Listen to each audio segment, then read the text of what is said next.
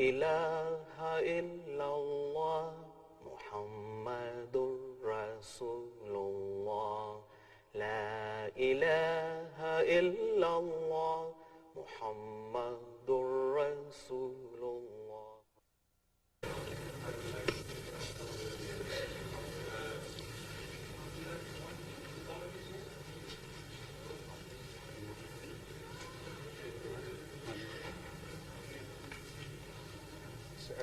We begin the proceedings of this function in the traditional manner with the recitation of a few verses of the Holy Quran. Mr. Laik Ahmad Tahir will recite.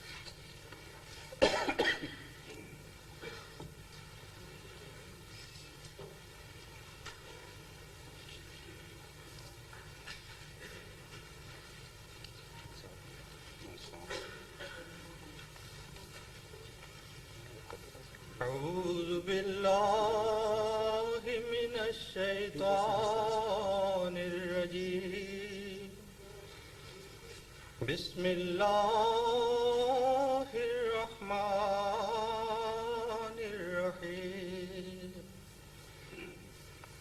يا أيها الذين آمنوا لا يسخر قوم قوم عسى يكونوا خيرا منهم ولا نساء من نساء عسى يكن خيرا منهن ولا تلمزوا أنفسكم ولا تنابزوا بالألقاب بئس الاسم الفسوق بعد الإيمان ومن لم يتب فأولئك هم الظالمون يا أيها الذين آمنوا اجتنبوا كثيرا من الظن إن بعض الظن إثم ولا تجسسوا ولا يغتب بعضكم بعضا أيحب أحدكم أن يأكل لحم أخيه ميتا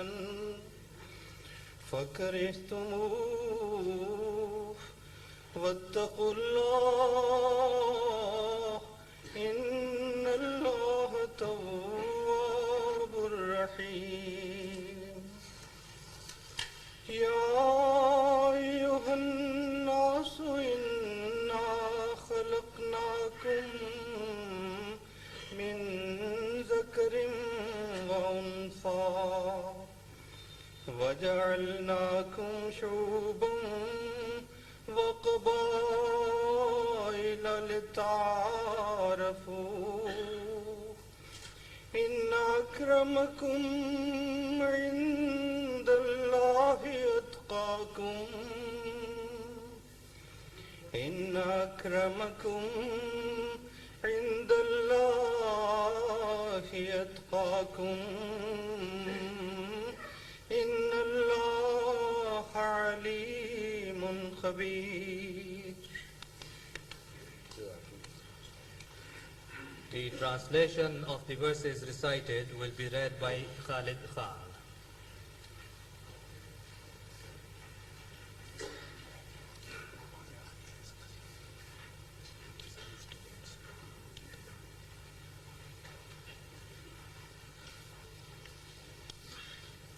أعوذ بالله من الشيطان الرجيم بسم الله الرحمن الرحيم. In the name of Allah, most gracious, ever merciful. O ye who believe, let not one people deride another people. Haply they may be better than they. nor let one group of women deride other women. Haply they may be better than they. And do not defame your people, nor call one another by nicknames. It is an evil thing to be called by a bad name after having believed. And those who repent not, such are the wrongdoers. O ye who believe, avoid much suspicion, for suspicion in some cases is a sin. And spy not on one another, neither backbite. Would any of you like to eat the flesh of his dead brother? Certainly you would loathe it. And fear Allah. Surely Allah is oft returning with compassion and is merciful. O mankind, we have created you from a male and a female, and we have made you tribes and sub-tribes, that you may know one another. Verily, the most honorable among you in the sight of Allah is he who is the most righteous among you. Surely Allah is all-knowing, all-aware.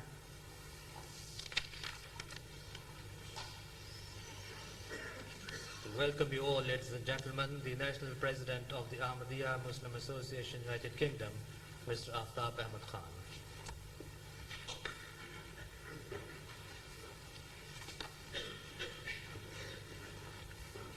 أعوذ بالله من الشيطان الرجيم بسم الله الرحمن الرحيم. Respected Supreme Head, Hazrat Khalifatul Masih IV, Mr. Edward Mortimer, Your Worship, Your Honor, Your Excellencies, distinguished ladies and gentlemen, Assalamu alaikum. The Ahmadiyya Muslim Association is the oldest organization of Muslims in Britain.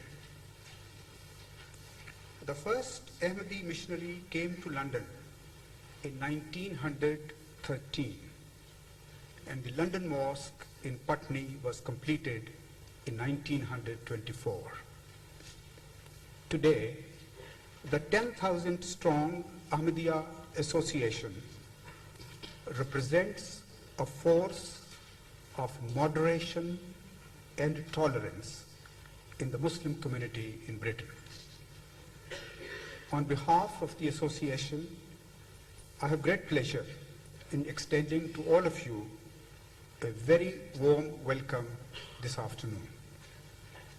We are grateful to all the guests who have responded to our invitation to attend the lecture by the Supreme Head of the worldwide Ahmadiyya community. Today's function represents the apex of our activities in connection with the Thanksgiving celebrations on the completion of the first centenary of Ahmadiyya community. Founded in 1889 by Hazrat Mirza Ghulam Ahmad of Qadian, the community has spread over 120 countries with nearly 10 million adherents. In one sense, it is a historic occasion today. In 1924, at the Wembley Conference in London, Hazrat Mirza Bashiruddin Mahmud Ahmad, the second successor of the founder of the movement, gave a public lecture to explain in contemporary terms the teachings of true Islam to the West. Nearly two-thirds of a century later, his son, Mirza Tahir Ahmad, the fourth successor of the founder of the movement, will discuss contemporary issues in the context of the teachings of Islam. The members of the association express their heartfelt gratitude to their Supreme Head for accepting their request to address this meeting in the heart of London. We are grateful to Mr. Edward Mortimer of Financial Times for agreeing to chair this meeting. He is a distinguished scholar, an author, and a journalist, respected for his integrity and versatility. Though considered an expert on communism in Europe, he is equally at home with the history and politics of Islam. When he was with the Times of London a few years ago, he wrote a most authentic article on the situation of Ahmadi Muslims in the Islamic Republic of Pakistan. I hope you will find today's lecture intellectually enlightening and spiritually satisfying.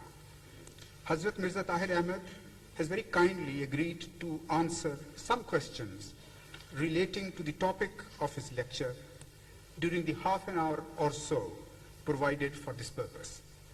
The questions, if any, could be written on the paper placed on the seats and handed over to the nearest steward.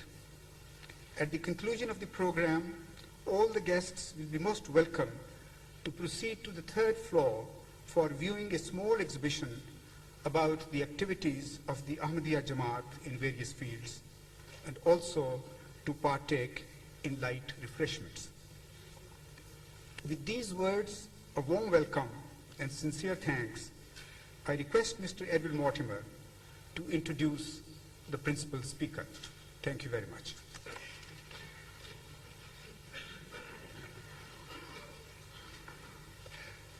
Well, I'm sure everybody here will sympathize with me and will share my great gratification, because it's undoubtedly a very considerable honor for somebody not belonging to the Ahmadi community, and indeed somebody who is not a Muslim, to be asked to introduce such a speaker as this on such an occasion as this. I will address myself essentially to the non-Ahmadis in the audience, because I don't suppose that Hazrat Mirza Tahir Ahmad can possibly need any introduction to his own community, and if he did, I would certainly not be the person to give it. I was already introduced myself in an unduly flattering manner by my friend Aftal Ahmad Khan, and he used a word which I have quite often heard used about me in different contexts when he said I was an expert. I'm glad that he didn't say I was an expert on Islam, but he said I was an expert on communism, which is almost as bad, I suppose. I always accept this introduction, but I always accept it in a particular understanding of the word expert, which I was taught at the very beginning of my career as a journalist, that an expert is someone who did the story yesterday. I have written a few pages about the Ahmadiyya, and rather a lot of pages about Islam, and that's the only sense in which I make any claim to expertise. Now, I expect most people know that this event was originally planned to happen last May during the centenary year of the Ahmadiyya community. And the reason that it didn't happen at that time was that, by ill luck, the date chosen coincided with that of a very large demonstration organized by other Muslims against Mr. Salman Rushdie's book, The Satanic Verses.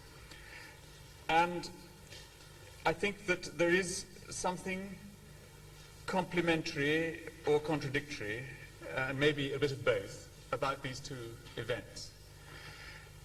I think that probably all of us in this hall, Muslim and non-Muslim alike, feel that whatever our views on Mr. Rushdie himself and the literary merits of his work, the consequences that have flowed from the publication of that book have been very sad for the relations between Muslims and non-Muslims in the world at large, and especially in this country.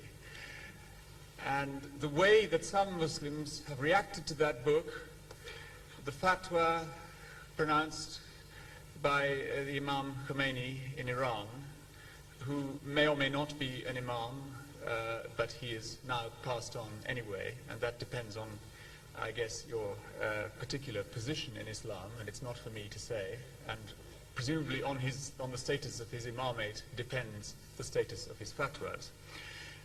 But there is no doubt that as a public event, that had a negative effect on the perception of Islam in the world at large and in this country among non-Muslims.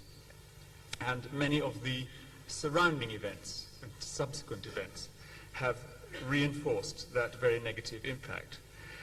And given what I like to think is a wrong message about the essential nature of Islam.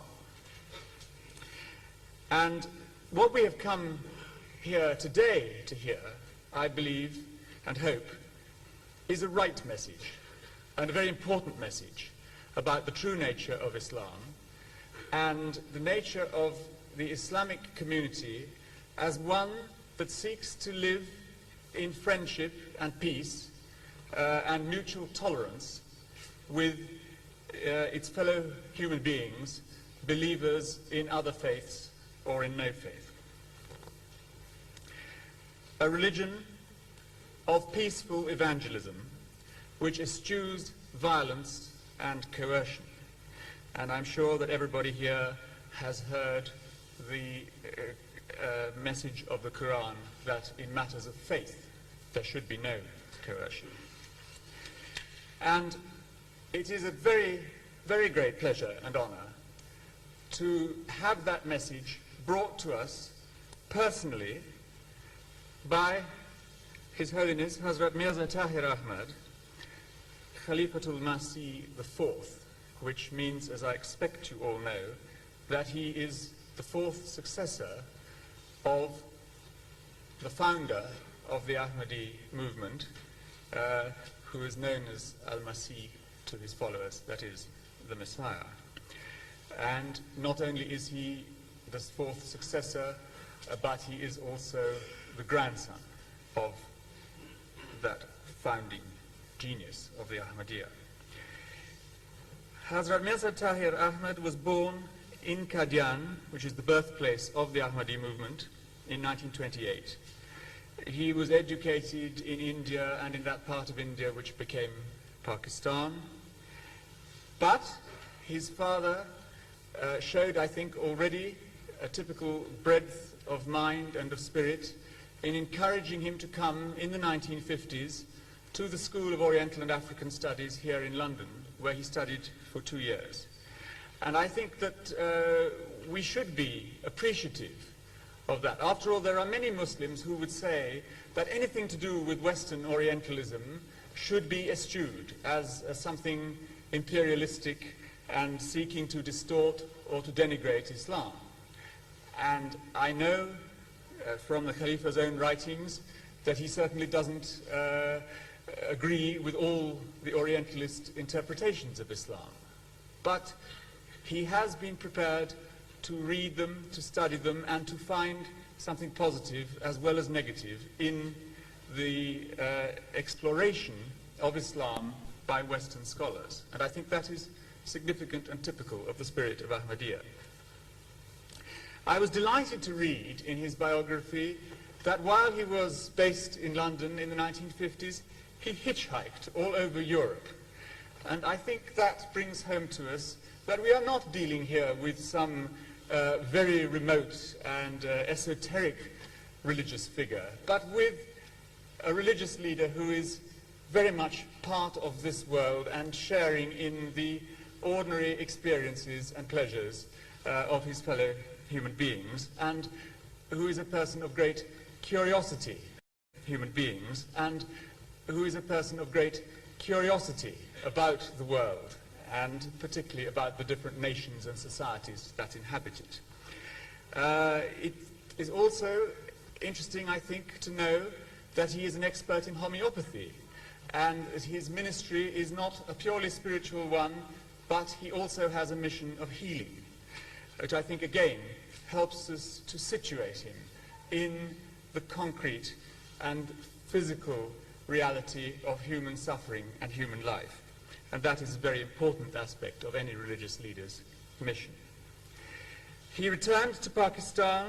He led a very active life in different aspects of his community, in various positions of leadership, until on the death of his brother in 1982, he in his turn was elected as the Khalifa. And it was 2 years after that that he was obliged, owing to the sad events that took place in Pakistan around that time, to move the headquarters of the community to this country.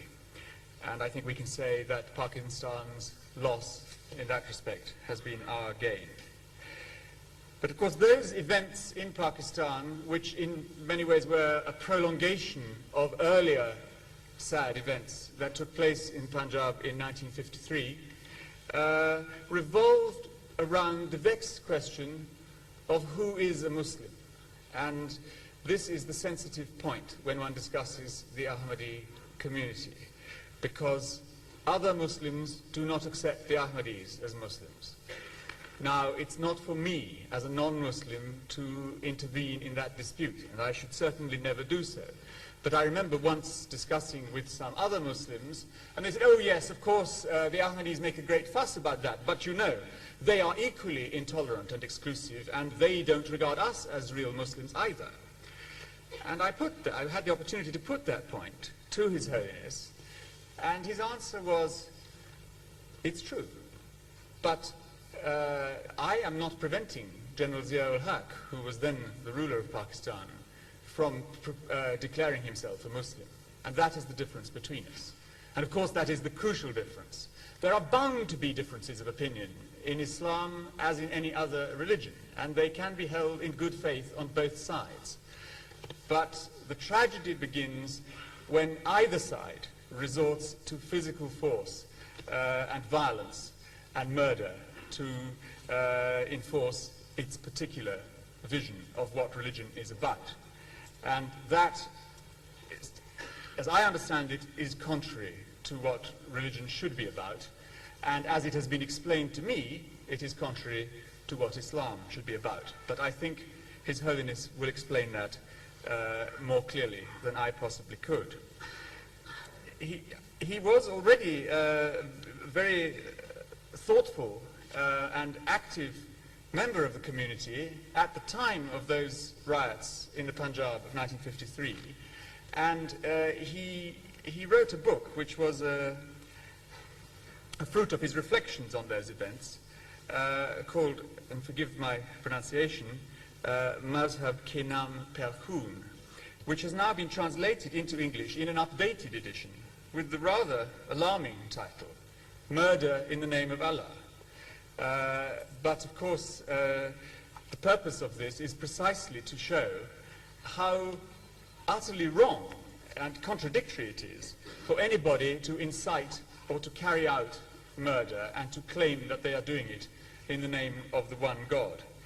And I recommend this book to you. I think it's a very useful book for non-Muslims to read, because it quotes very carefully all the examples from the Quran and from the life of the Prophet about which it has been alleged that they show that the Prophet resorted to coercion, or that coercion in religion is in fact part of Islam. And it refutes them very carefully and painstakingly, and I found that extremely instructive.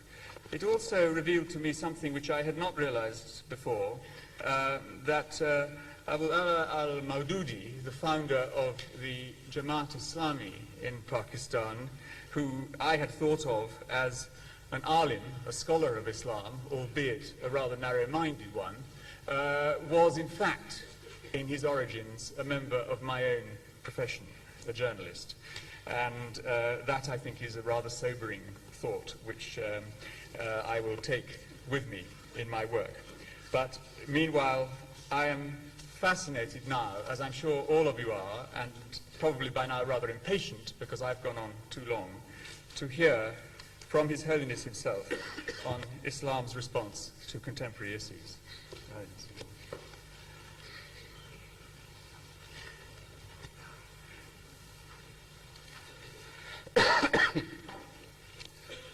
أشهد أن لا إله إلا الله وحده لا شريك له وأشهد أن محمدا عبده ورسوله أما بعد فأعوذ بالله من الشيطان الرجيم بسم الله الرحمن الرحيم الحمد لله رب العالمين الرحمن الرحيم مالك يوم الدين إياك نعبد وإياك نستعين اهدنا الصراط المستقيم صراط الذين أنعمت عليهم غير المغضوب عليهم ولا الضالين. Mr. Edward Mortimer, the chairman, all our distinguished guests, ladies and gentlemen, first of all, let me express my deep sense of gratitude to you for your scholarly presence here this afternoon, and also permit me to confess that the address I'm going to make poses a great challenge to me. It's a wide subject, a very intricate subject, and as such, I'm really overawed. But let us begin with the beginning. What are the modern challenges? What are the modern situations of the contemporary world which any religion can address? This is the fundamental question. Let me first begin with the central point. I believe, and I have written it down in form of short notes to remind me of what I have to say to you. Let me read from these notes. The single most important malady central to the problems of the world today is lack of peace. In the contemporary world, man as a whole has reached a high standard of achievement in material progress made possible by advancement of science and technology in every sphere of human requirements at a mind-boggling pace. Nevertheless, man is not happy and content. There is growing restlessness, fear, premonition, lack of trust in future, and dissatisfaction with one's past heritage, one's heritage from the past, I should say. This constitutes one most outstanding feature of the contemporary world. This in turn gives birth to a deep-seated dissatisfaction of man. Either this is caused, I should say, I'm sorry for wrongly reading to you, this is caused in fact because of a deep-seated dissatisfaction of man either with his past or with his present, and it runs deep in the formative thought of the younger generation today. Man is in search of peace. The word Islam literally means peace. In this single word, all Islamic teachings and attitudes are most beautifully and concisely reflected. Islam is a religion of peace. It advocates and promotes peace. Its teachings guarantee peace in every sphere of human interest and aspirations. For today's address, I have categorized some areas in which the contemporary world stands in need of special guidance. Interreligious peace and harmony, that is the first. Social peace in general. Peace in national and international politics. And economic peace.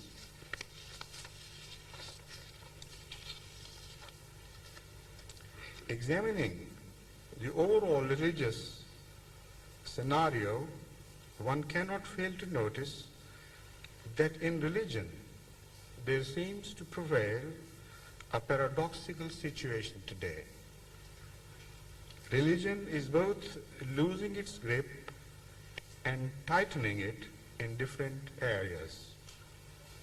In some sections of the society, in almost all religions, there seems to be set in motion a powerful swing back in the direction of dogmas with rigidity and intolerance of opposition.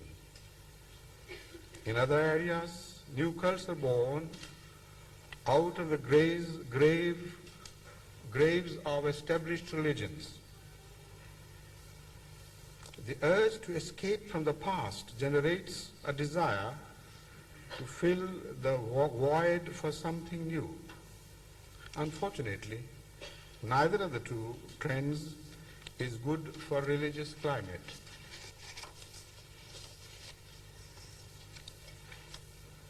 Islam addresses all these problems. As far as religion itself is concerned, I really feel deeply concerned and disturbed with what is happening in the world of religion today. There is a deep urgency that religions should make genuine effort to remove misunderstandings between man and religion particularly. I believe Islam can deliver these goods in a manner that can fully satisfy our demands and requirements. I have categorized this subject in different sections. For instance, I believe that for a religion to be helpful in establishing peace in the world, it is essential that that religion must accept the universality of religion as such, the validity of a universal message from God. Islam does just that.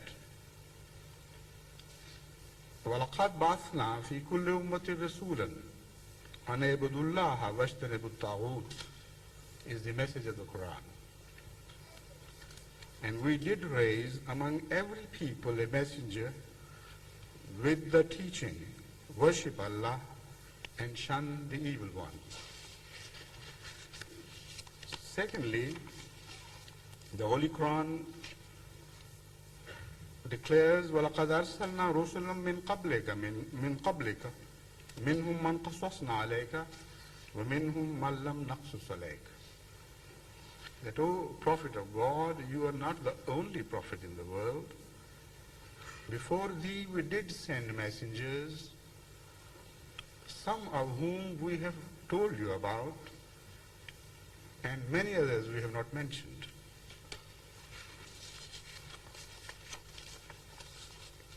Then again the Holy Quran reminds the holy founder of Islam, إِنَّمَا أَنْتَ مُنذِرٌ وَلِكُلِّ قَوْمٍ هَادٍ.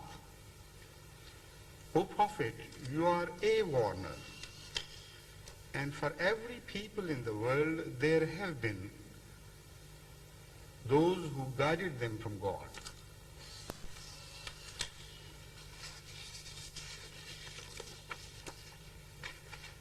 Then again, the Holy Quran proceeds to say, وَإِن مِّنْ أُمَّةٍ إِلَّا خَلَا فِيهَا نَذِيرٌ. There has been no generation in mankind, no age, when God did not send warners to human beings. In respect of their authority from God, according to the Quran, all prophets are equal. And this is also very essential to establish interreligious peace, to declare that all prophets are to be bracketed as far as the authenticity of their message is concerned, as far as their ministry from God is concerned, they're all to be equally treated. The Holy Quran, speaking of those who truly believe, tells us, آمن الرسول بما أنزل إليه من ربه والمؤمنون. The messenger, that is the holy founder of Islam, has fully believed, completely believed in what was revealed to him by God. وَالْمُؤْمِنُونَ, so also those who have believed in him. كُلٌّ آمَنَ بِاللَّهِ وَمَلَائِكَتِهِ وَكُتُبِهِ وَرُسُلِهِ. All of them have believed in God, in angels, in books, and in messengers. لَا نُفَرِّقُ بَيْنَ أَحَدٍ مِّن رُّسُلِهِ. And they declare, we do not differentiate between messengers of God and messengers of God.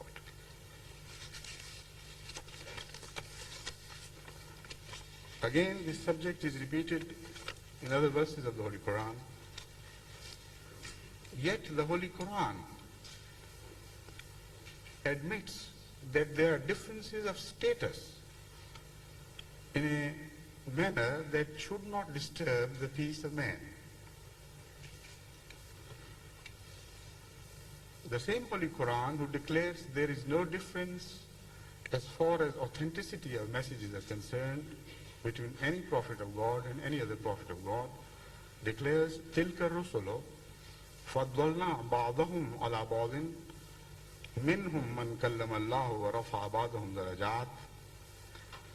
These messengers have we exalted, some of them above others.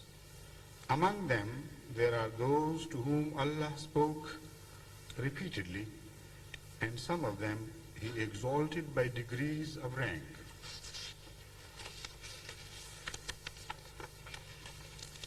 Now this should be understood in the context of what happened 1400 years ago in Medina regarding this very issue. One of the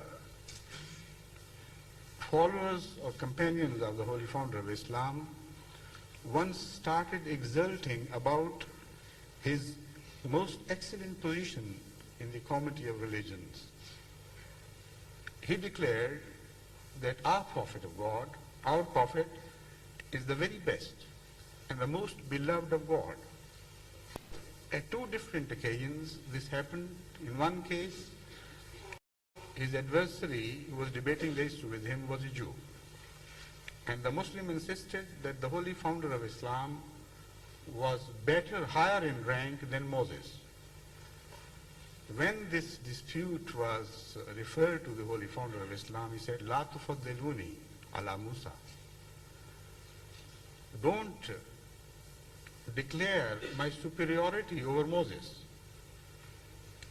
At another occasion, the disagreement was between a Muslim and one who loved particularly Prophet Jonah of the fish.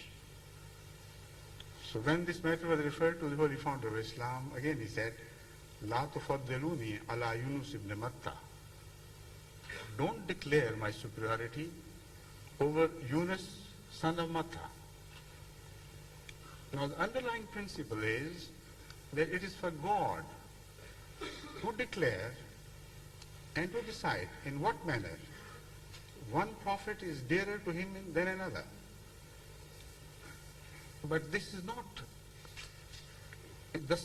not mean a permission and a license for the followers of various prophets to start fighting with each other on the issue of who is a better prophet and who is comparatively lowly placed in order of reference to God.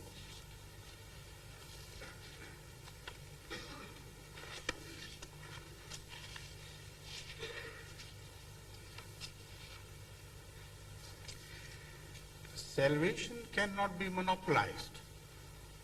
This is again a most beautiful declaration of the Holy Quran, which is highly essential for establishing peace among religions.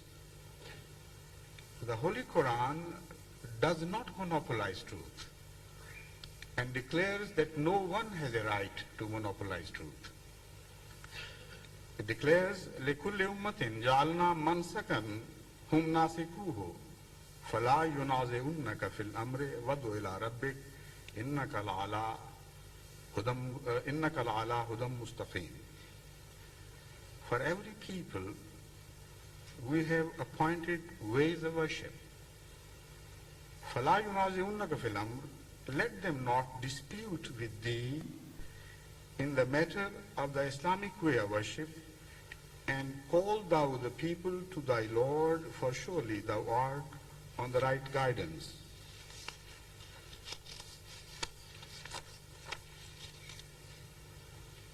Then again, very positively and categorically, without leaving any ambiguity on this issue, the Holy Quran declares, إِنَّ الَّذِينَ آمَنُوا وَالَّذِينَ هَادُوا وَالصَّابِئُونَ وَالنَّصَارَى مَنْ آمَنَ بِاللَّهِ وَالْيَوْمِ الْآخِرِ وَعَمِلَ صَالِحًا فَلَا خَوْفٌ عَلَيْهِمْ وَلَا هُمْ يَحْزَنُونَ.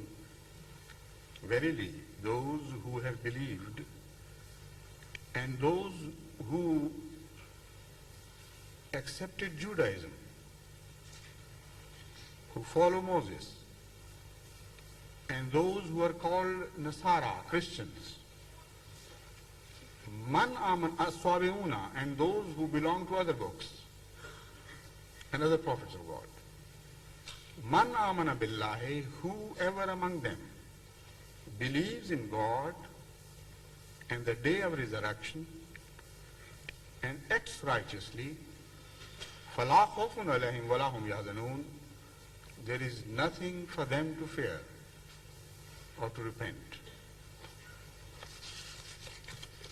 In another verse, the Holy Quran declares in the same context, أَجْرُهُمْ إِنْدَ رَبِّهِمْ. Surely their reward would be with their Lord. لَا خَوْفٌ عَلَيْهِمْ وَلَا هُمْ يَحْزَنُونَ وَلَا خَوْفٌ عَلَيْهِمْ وَلَا هُمْ يَحْزَنُونَ. They don't have anything to fear or to repent.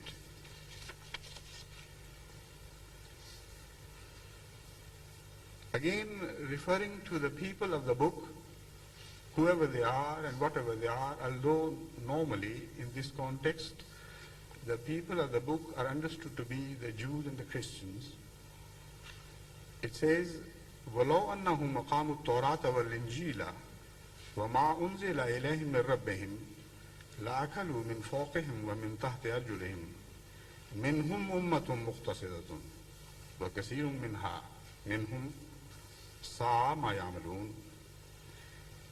If they had observed the Torah and the Gospels and what has been now sent down to them from their Lord,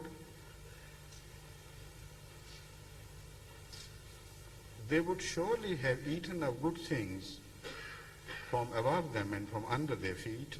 Among them are a people who are moderate, but many of them are such that evil is what they do. To prevent Muslims for censuring all those who do not belong to Islam indiscriminately, the Holy Quran categorically declares, Lesu sawa, all those who belong to other religions are not to be considered exactly alike in the manner of their chances of redemption. من أهل الكتاب أمة قائمة يتلون آيات الله آناء الليل وهم يسجدون. From among the people of the book, there is a party who stand by their covenant. They recite the word of Allah in the hours of night and prostrate themselves before Him. يؤمنون بالله واليوم الآخر. We declare they believe in God and the last day, and enjoin good and forbid evil, and hasten to vie with each other in good works, and these are among the righteous.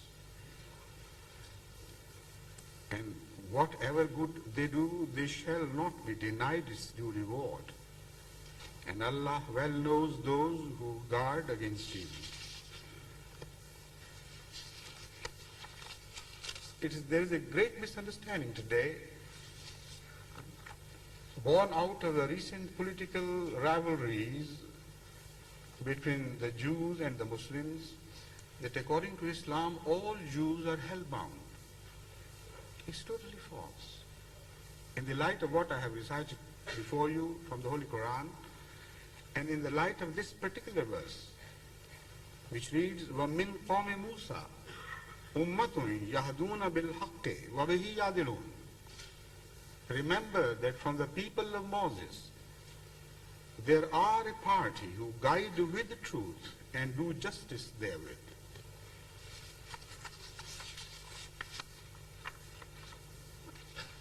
And again, referring to all the religions of the world in general, the Holy Quran declares, وَمِمَّنْ خَلَقْنَا أُمَّةٌ يَهْدُونَ بِالْحَقِّ وَبِهِ يَعْدِلُونَ.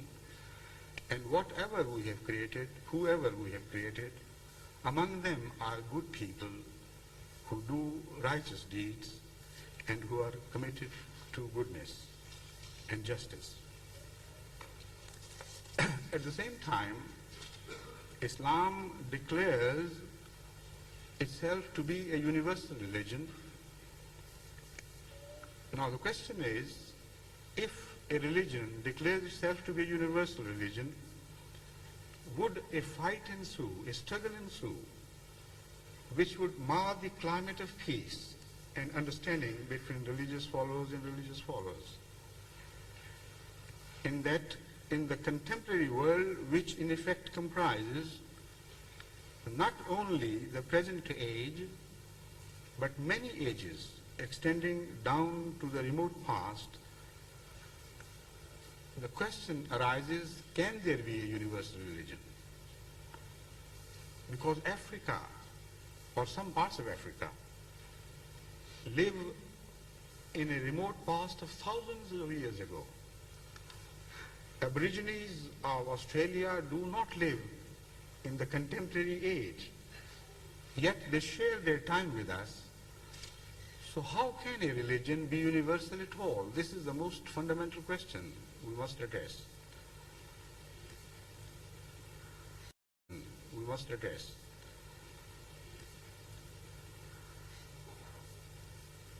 Islam resolves this question by emphasizing that any religion which is rooted in human psyche transcends time. And as human psyche is unchangeable, so that religion which truly is rooted in human psyche becomes unchangeable if it does not get too much involved with the transient situations of man as he progresses forward, belonging to a certain age. If that religion sticks to those principles which emanate from the study of human psyche, then such a religion has the potential of becoming a universal religion. And that is exactly the claim made by the Holy Quran. فَأَقِمْ وَجْهَكَ لِلدِّينِ حَنِيفًا فِطْرَةَ اللَّهِ الَّتِي فَطَرَ النَّاسَ عَلَيْهَا لَا تَبْدِيلَ لِخَلْقِ اللَّهِ ذَلِكَ الدِّينُ الْقَيِّمُ وَلَكِنَّ أَكْثَرَ النَّاسِ لَا يَعْلَمُونَ. So set thy face to the service of religion as one devoted to God, and follow the nature made by Allah, the nature in which He has created mankind. There is no altering the creation of Allah. That is the right religion, but most people do not know. Again, by way of prophecy, the Holy Quran declares that Islam is bound to emerge one day as the one religion of the entire mankind. هو الذي أرسل رسوله بالهدى ودين الحق ليظهره على الدين كله ولو كره المشركون. He it is, that is God, who has sent His messenger with the guidance and the religion of truth, that He may cause it to prevail over all religions, even if those who associate partners with God do not like it.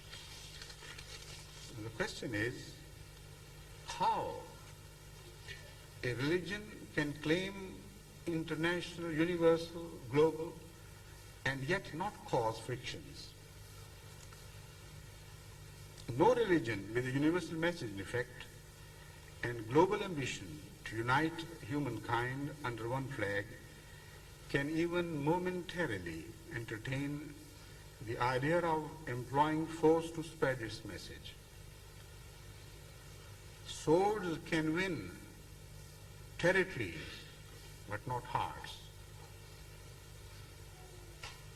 Force can bend heads, but not minds. So also Islam does not permit the use of this instrument, that is force, for the spread of its message.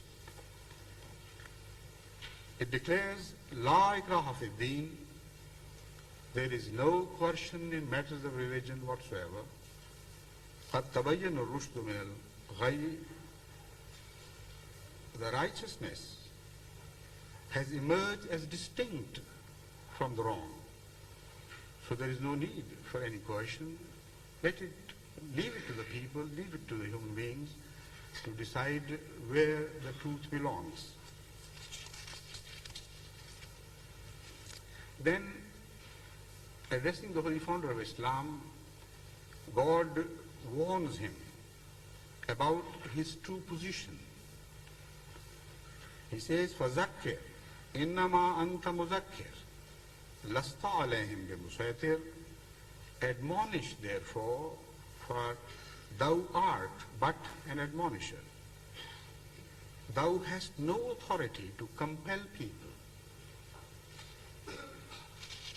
Then the Holy Quran proceeds with the same subject by declaring, فَإِنْ أَعْرَضُوا فَمَا أَرْسَلْنَاكَ عَلَيْهِمْ حَفِيظًا إِنْ عَلَيْكَ إِلَّا الْبَلَاغُ.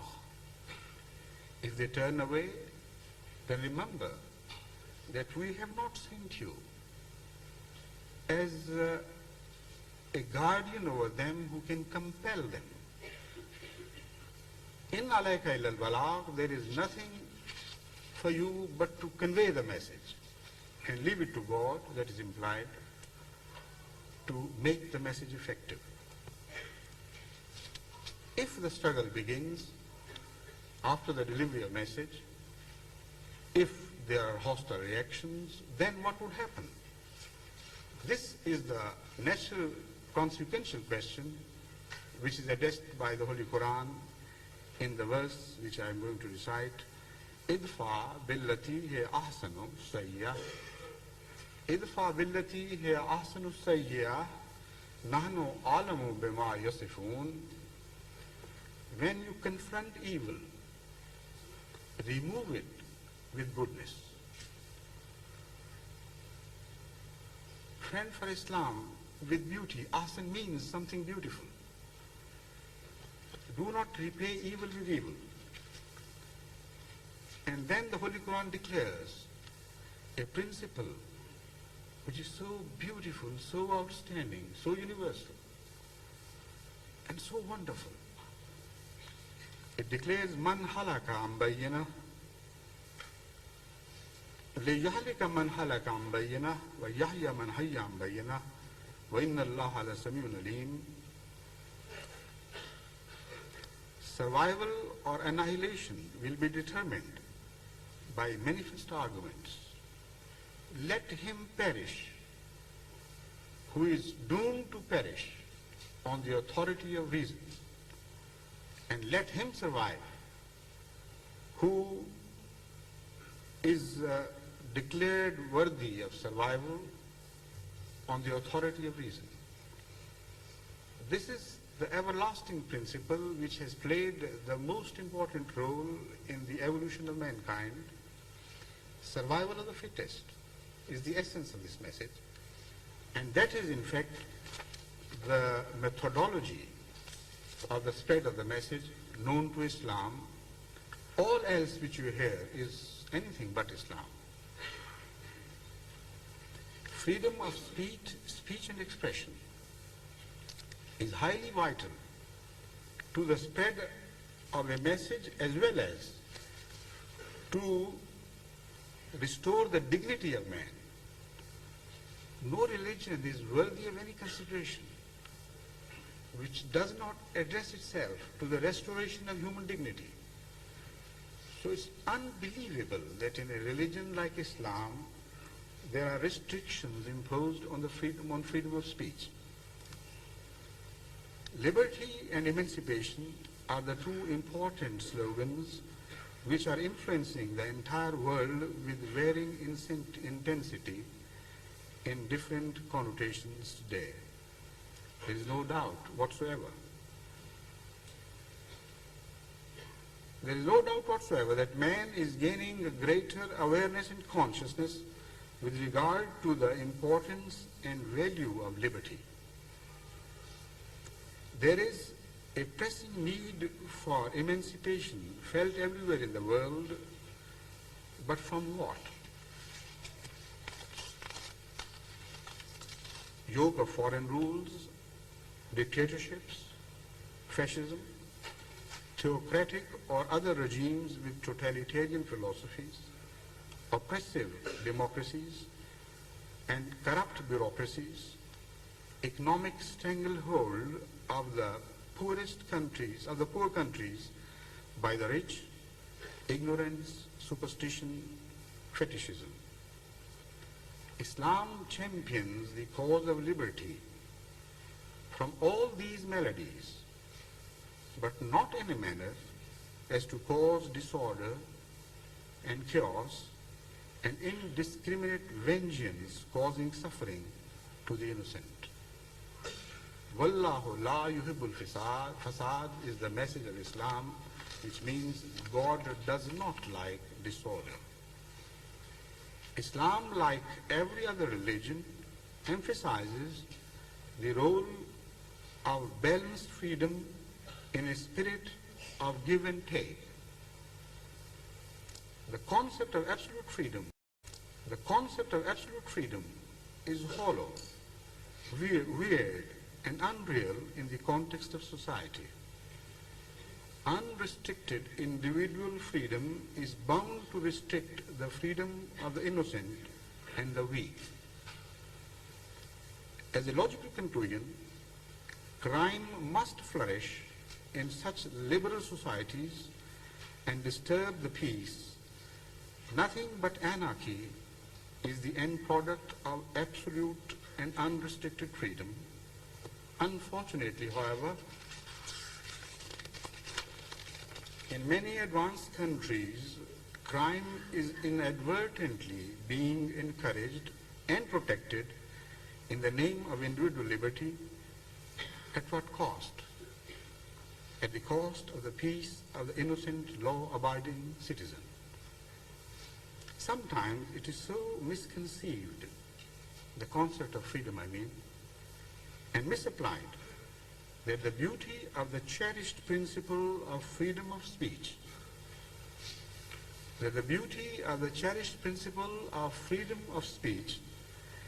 is transferred into the ugliness of freedom to abuse, to hurt, to insult, to blaspheme. But blasphemy as such is not held as a crime in Islam, punishable here in this world by any religious authority. I have studied the Holy Quran hundreds of times, and particularly I have tried to search one single verse of the Holy Quran which declares any punishment for the blasphemer in this world by any authority.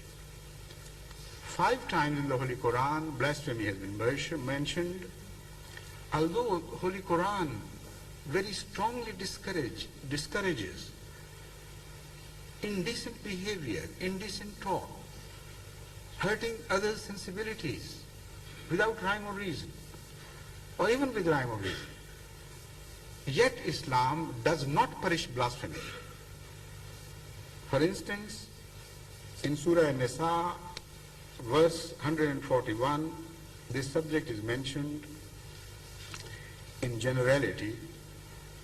The verse declares, وَقَدْ نَزَّلَ عَلَيْكُمْ فِي الْكِتَابِ أَنْ إِذَا سَمِعْتُمْ آيَاتِ اللَّهِ يُكْفَرُ بِهَا وَيُسْتَهْزَأُ بِهَا فَلَا تَقْعُدُوا مَعَهُمْ حَتَّى يَخُوضُوا فِي حَدِيثٍ غَيْرِهِ إِنَّكُمْ إِذًا مِثْلُهُمْ إِنَّ اللَّهَ جَامِعُ الْمُنَافِقِينَ وَالْكَافِرِينَ فِي جَهَنَّمَ جَمِيعًا.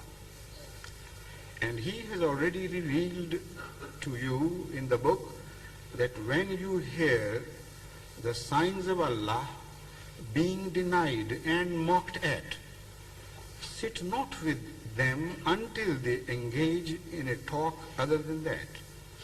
For in that case, you would be like them. Surely Allah will assemble the hypocrites and the disbelievers in the fire of chastisement.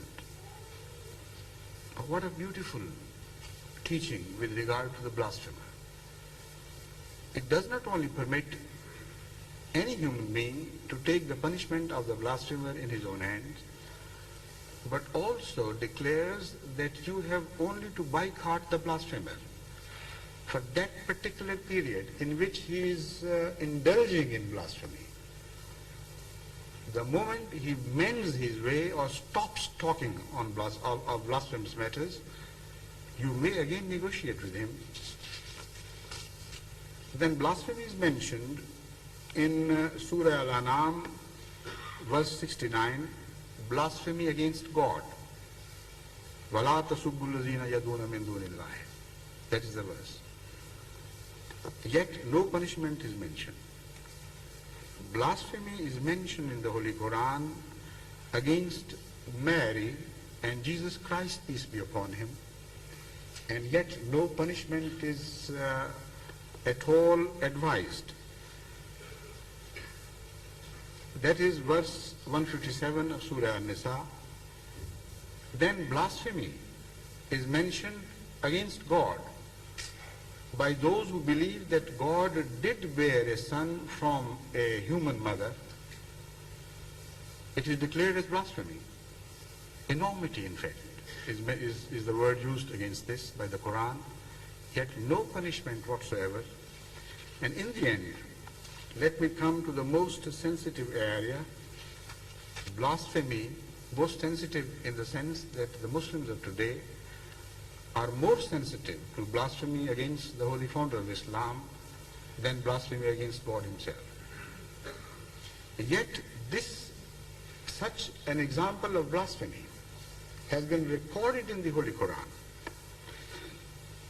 It says that, which speaks of a hypocrite who is known in the history of Islam as the chief of hypocrites, Abdullah bin Ubay bin Salul, that once returning from an expedition, he declared in company that the moment they returned to Medina, he would, not he said, the noblest among the Medinites would expel the meanest among the Medinites from Medina.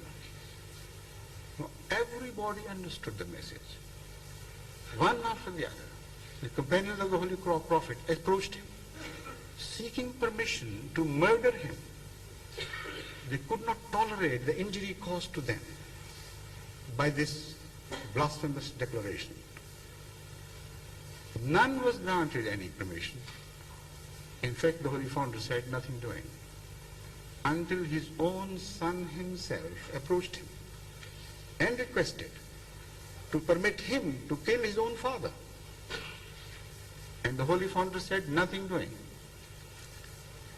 Later on, when they returned to Medina, this man lived for some time after this incident. When he died, the Holy Founder decided to lead his funeral prayer. Among others who protested was Umar, who was later to be the caliph in Islam, who reminded him of God's declaration that even if you seek forgiveness for such people 70 times, God would not forgive them. The answer was, leave my way, Umar, I know better. If God would not forgive him, even if I seek forgiveness for him 70 times, I would do it more than 70 times. This was the founder of Islam. This is blasphemy as it is treated on the authority of the Holy Quran and on the conduct of the Holy Founder of Islam himself. Such a religion must have a claim to establishing interreligious peace in the world.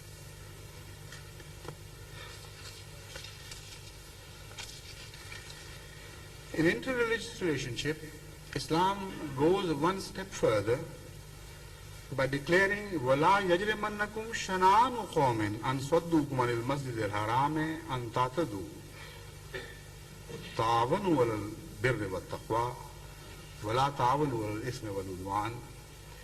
Even the enmity caused by a people's hostility in religious affairs against you should not permit you to treat them unjustly, whatever they might have done to you, even to suppress your religion. You have no right to treat any people unjustly. Treat them with absolute justice. There is no other way. Then the Holy Quran, well, I think skip over this subject now, because the other areas which may be left untouched, I hope not.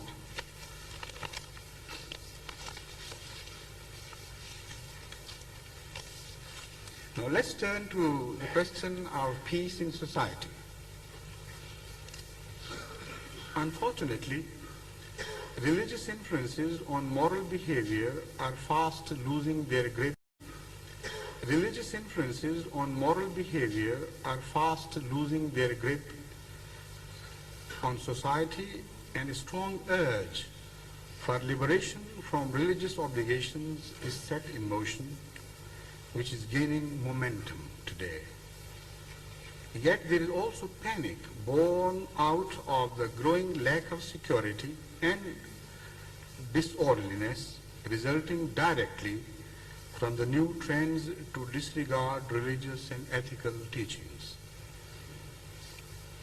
Belief in a living God who has shaped not only the destiny of human beings but also had a right to determine the patterns of their day-to-day life is rapidly eroding. Christianity, being the most predominant religion of the West, had till the turn of the century a strong and effective hold on the moral behavior of its adherents in the West. Alas, not so anymore. Instead, our civilization has evolved with the interplay of scientific socialism, rapid scientific development, and material progress, forcing Christianity to retreat step by step and adopt a progressively diminishing role in molding social behavior in the contemporary world. Moral behavior, therefore, in the West today is as little or as much Christian in its character as the moral behavior today is in most Muslim countries. The same, unfortunately, is the state of affairs everywhere else. There are so many Buddhists, Hindus, Confucianists, but unfortunately, so little of Hinduism, Buddhism, and Confucianism. Water, water everywhere, but not a drop to drink. In religious or traditional codes of ethics, if religious or traditional codes of ethics are wanting in a society, if morality has lost all relevance to a generation which no longer blindly accepts its traditional heritage as sound and valid, such a generation is bound to pass through a critical transitional period of void and emptiness. This in turn would generate a new urge for inquiry. This process of inquiry may or may not lead this generation to the discovery of a better and more satisfying code of conduct. It may, on the other hand, end up in total chaos or a state of moral anarchy. Unfortunately, as I see things, it is the latter option which seems to be the choice of the modern society. A wind of change is blowing through the societies of the world, be they Eastern or Western, religious or secular. Alas, it is an evil wind which is polluting the entire world climate. The modern world seems to be far more aware and conscious of the rising level of pollution in the material atmosphere than the rapidly rising level of pollution in our social environment. The Holy Quran, declaring this state of affairs, expounds, وَالْعَصْرِ إِنَّ الْإِنسَانَ لَفِي خُسْرٍ إِلَّا الَّذِينَ آمَنُوا وَعَمِلُوا الصَّالِحَاتِ وَتَوَاصَوْا بِالْحَقِّ وَتَوَاصَوْا بِالصَّبْرِ. We bring to witness that age when man as a whole would be at loss, except for those few who believe and do good deeds and admonish others with truth to be true, admonish others with patience to be patient. Exploitation, duplicity, hypocrisy, selfishness, oppression, greed, mad pursuit of pleasure, indiscipline, corruption, theft, robbery, violation of human rights, fraud, treachery, lack of responsibility, and want of mutual respect and trust have become the hallmark of the modern societies. It would be wrong to say that these threatening signs of human failings were absent in the past ages. In fact, many civilizations in the past had also suffered from such maladies before their chapters in the book of human history came to a tragic close. Again, it would be wrong to single out any particular region of the world which has been particularly beset by moral evils. The Holy Quran describes two climates.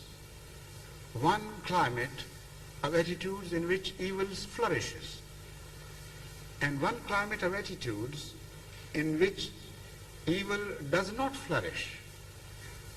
If you take up Islamic moral teaching piecemeal, order for order, then perhaps it would be very difficult for a Western mind to understand the philosophy of this teaching. As I have emphasized, it is the climate of a social philosophy which has to be understood. And once you begin to understand that, then you will realize that this climate is better to promote goodness, and that climate, unfortunately, will fail to promote goodness. Islam deals this subject in exactly the same manner. First, let me describe a society which, according to the Quran, is un-Islamic. اعلموا أنما الحياة الدنيا لعب ولهو وزينة تفاخر بينكم وتكاثر في الأموال والأولاد كمثل غيث أعجب الكفار نباته ثم يهيج فتراه مصفرا ثم يكون حطاما. Know that the life of this world is only a sport and a pastime and an adornment and a source of boasting among yourselves and of rivalry in multiplying riches and children. It is like the rain, the vegetation produced whereby rejoices the tillers, then it dries up, and thou seest it turn yellow, then you seest it turn yellow, then it becomes worthless stubble. Then again, the Holy Quran describes the same climate as وَالَّذِينَ كَفَرُوا أَعْمَالُهُمْ كَسَرَابٍ بِقِيَّةٍ يَحْسَبُهُ الزَّمَانُ مَاءً حَتَّى إِذَا جَاءَ لَمْ يَجِدْهُ شَيْءٌ فَوَجَدَ اللَّهَ عِندَهُ فَوَفَّاهُ حِسَابَهُ. That those who follow vain pleasures in the world, their example is like one who is thirsty, and to quench his thirst, he runs in the direction of a mirage, hoping that when he reaches that spot where he observes water, his thirst would be quenched. The Holy Quran paints the image of an ever faster running away mirage, and the spot which he notices when he reaches there, he doesn't find water, but punishment. So the vain pursuits of this life are to be compared with an ideology which declares that life is not the end-all and be-all of things. Life here, but there is a life to come. And a social order must be carved in view of both together in a larger understanding of this world in its relation to the world to come. That is the only safe way of teaching people how they should mold their habits, how they should behave in this world to each other and of course to God. Then the Holy Quran points out to another very important attitude of such societies who have turned materialist. It says, they declare, in hiya illa hayatuna dunya, namutu wa nahya, wa ma nahnu bimabuthin.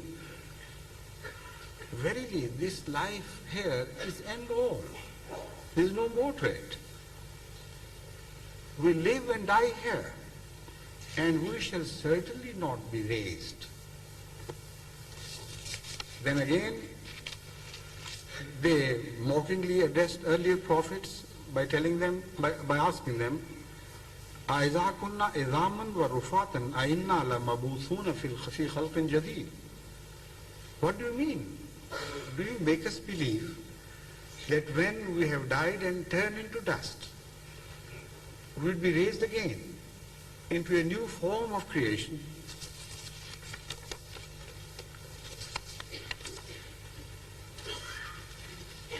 This, according to the Quran, is central to all the evils of a materialistic society.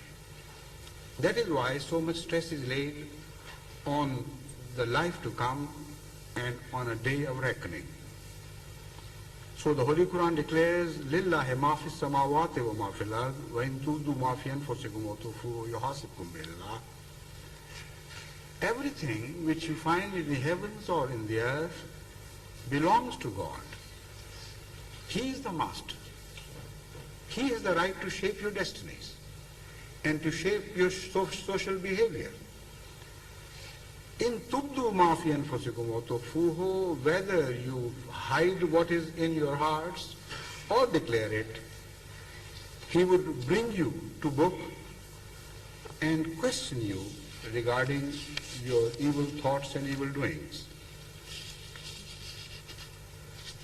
Then the Holy Quran declares, Inna sama wal basara wal fuada kullu ulaika kana anhu mas'ula. Verily, the faculty of hearing, the faculty of sight, and heart, and here by heart the Holy Quran means the ultimate life force which is behind every human mental operation. Fuad in the Holy Quran means that decisive, ultimate will in the man which operates brain like in the modern society you operate computers. So that fuad, that final will also be answerable, will be held answerable. In Islamic concept of society, Islam moderates, disciplines, and trims natural desires which, if left uncontrolled, would play havoc with the gamut of human emotions. It discourages or prohibits the fulfillment of such desires as can result in more misery than pleasure for the society in the final analysis. At the same time, Islam cultivates new tastes and develops the ability to derive pleasure and satisfaction from such acts as may appear colorless, insipid, and tasteless to the uncultured. Tastes are modified and coarse sensual cravings are trained and refined and turned into aspirations for the sublime. The fundamentals of Islamic society which have been mentioned in the Holy Quran are as follows. إِنَّ اللَّهَ يَأْمُرُ بِالْعَدْلِ وَالْإِحْسَانِ وَإِيتَاءِ ذِي الْقُرْبَى وَيَنْهَى عَنِ الْفَحْشَاءِ وَالْمُنكَرِ وَالْبَغْيِ يَعِظُكُمْ لَعَلَّكُمْ تَذَكَّرُونَ. Verily God enjoins justice and more than justice, to give people more than their dues.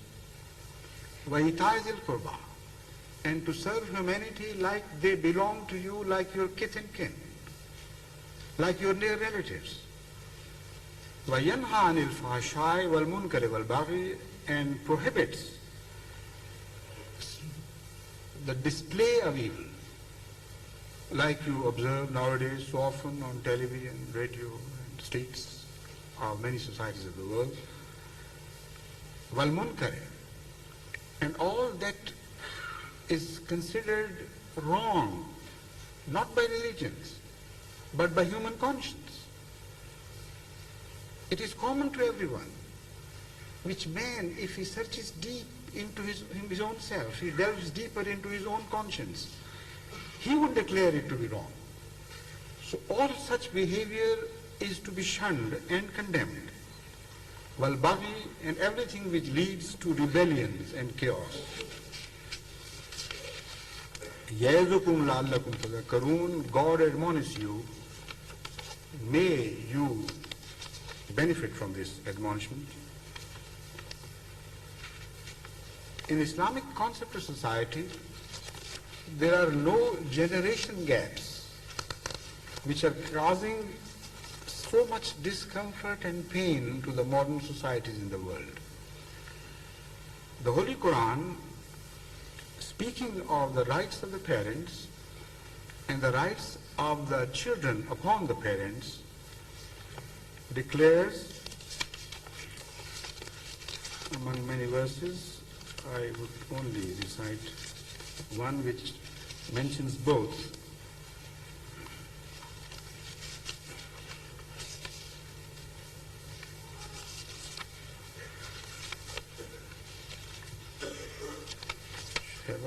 misplaced it, unfortunately.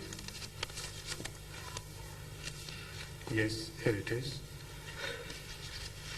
وَالَّذِينَ لَا يَشْهُدُونَ الزُّورَ وَإِذَا مَرُّوا بِاللَّغْوِ مَرُّوا كِرَامًا وَالَّذِينَ إِذَا ذُكِّرُوا بِآيَاتِ رَبِّهِمْ لَمْ يَخِرُّوا عَلَيْهَا سُمًّا وَعُمْيَانًا وَالَّذِينَ يَقُولُونَ رَبَّنَا هَبْ لَنَا مِنْ أَزْوَاجِنَا وَذُرِّيَّاتِنَا قُرَّةَ أَعْيُنٍ وَاجْعَلْنَا لِلْمُتَّقِينَ إِمَامًا. Those who bear not false witness, and when they pass by anything veiled, they pass by with dignity. And those who, when they are reminded of the signs of their Lord, fall not down thereat, deaf and blind. And those who say, Our Lord, grant us our wives and children, the delight of our eyes, and make us a model for the righteous. Then the Holy Quran says, وَعْبُدُوا اللَّهَ وَلَا تُشْرِكُوا بِهِ شَيْئًا وَبِالْوَالِدَيْنِ إِحْسَانًا وَبِذِي الْقُرْبَى وَالْيَتَامَى وَالْمَسَاكِينِ وَالْجَارِ ذِي الْقُرْبَى وَالْجَارِ الْجُنُبِ وَالصَّاحِبِ بِالْجَنبِ وَابْنِ السَّبِيلِ وَمَا مَلَكَتْ أَيْمَانُكُمْ إِنَّ اللَّهَ لَا يُحِبُّ مَنْ كَانَ مُخْتَالًا فَخُورًا. The society can be best cemented by furthering the relationship not only in one single direction of seeking base central players, but by diversifying your directions and channels of seeking pleasure in the form of satisfaction. So the Holy Quran declares, first of all, you must be mindful of kindness to your parents.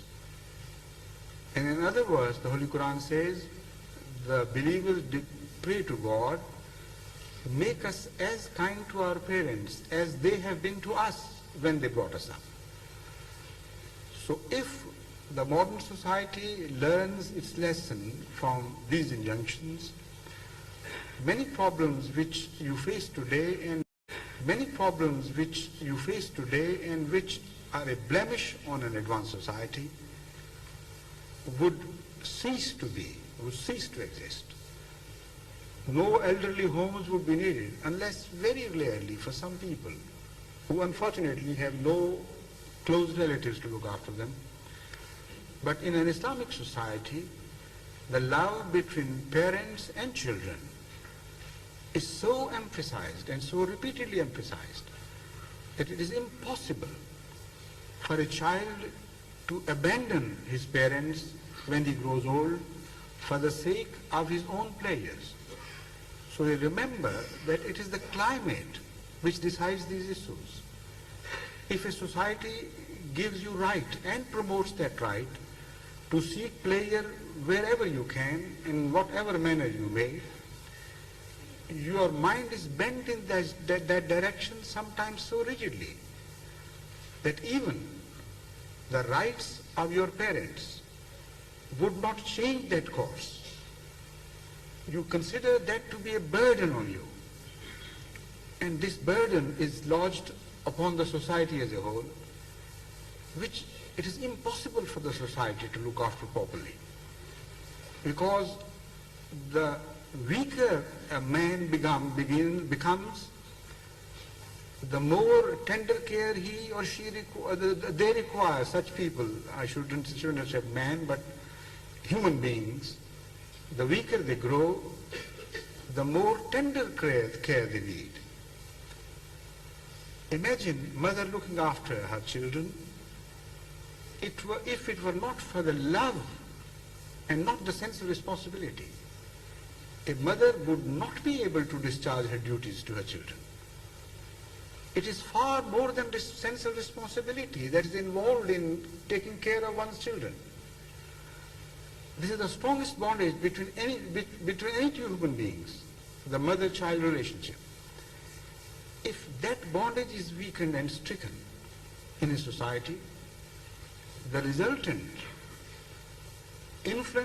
damaging influences on the whole relationship of family members and kith and kin is completely destroyed.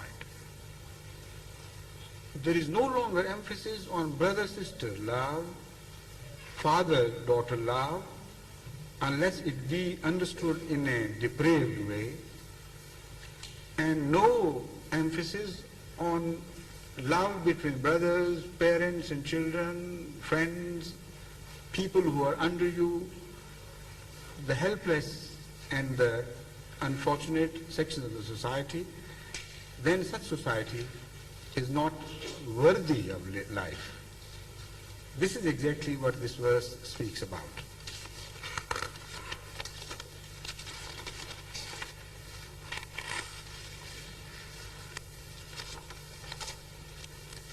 Then the Holy Quran goes on developing this subject of society by declaring, وَالَّذِينَ هُمْ عَنِ اللَّهْوِ مُعْرِضُونَ.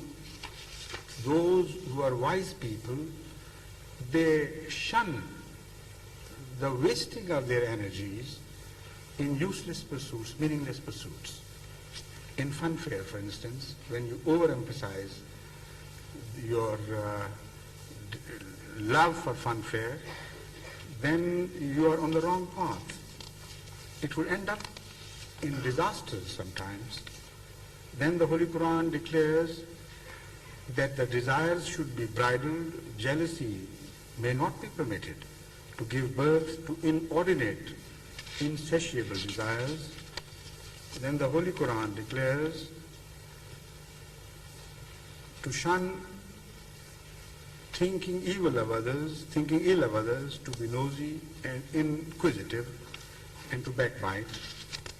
Then in Islamic society, building of trust plays a very important role. Unviolability of trusts and treaties is considered fundamental to Islamic concept of building societies. Then the responsibility of educating people is not only on the governments, but collectively on the people themselves. The Holy Quran declares, وَلْتَكُمْ مِنْكُمْ أُمَّةٌ يَدْعُونَ إِلَى الْخَيْرِ وَيَأْمُرُونَ بِالْمَعْرُوفِ وَيَنْهَوْنَ عَنِ الْمُنْكَرِ وَأُولَٰئِكَ هُمُ الْمُفْلِحُونَ. And let there be among you such people who are always devoted to admonishing people for good, and also to forbid them to indulge in evil. أُولَٰئِكَ هُمُ الْمُفْلِحُونَ. Such societies are indeed those which are to survive. Muflihun here could be translated as redeemed, as well as those who have the qualities of survival. About women, nowadays you hear so much about women's labor and women's rights, etc. Islam only speaks of one single fundamental principle, which says, وَلَهُنَّ مِثْلُ الَّذِي عَلَيْهِنَّ بِالْمَعْرُوفِ. And for the ladies, there are exactly equal rights upon men as men have rights upon ladies. So there is a total equation, no difference whatsoever between the fundamental human rights of ladies and men.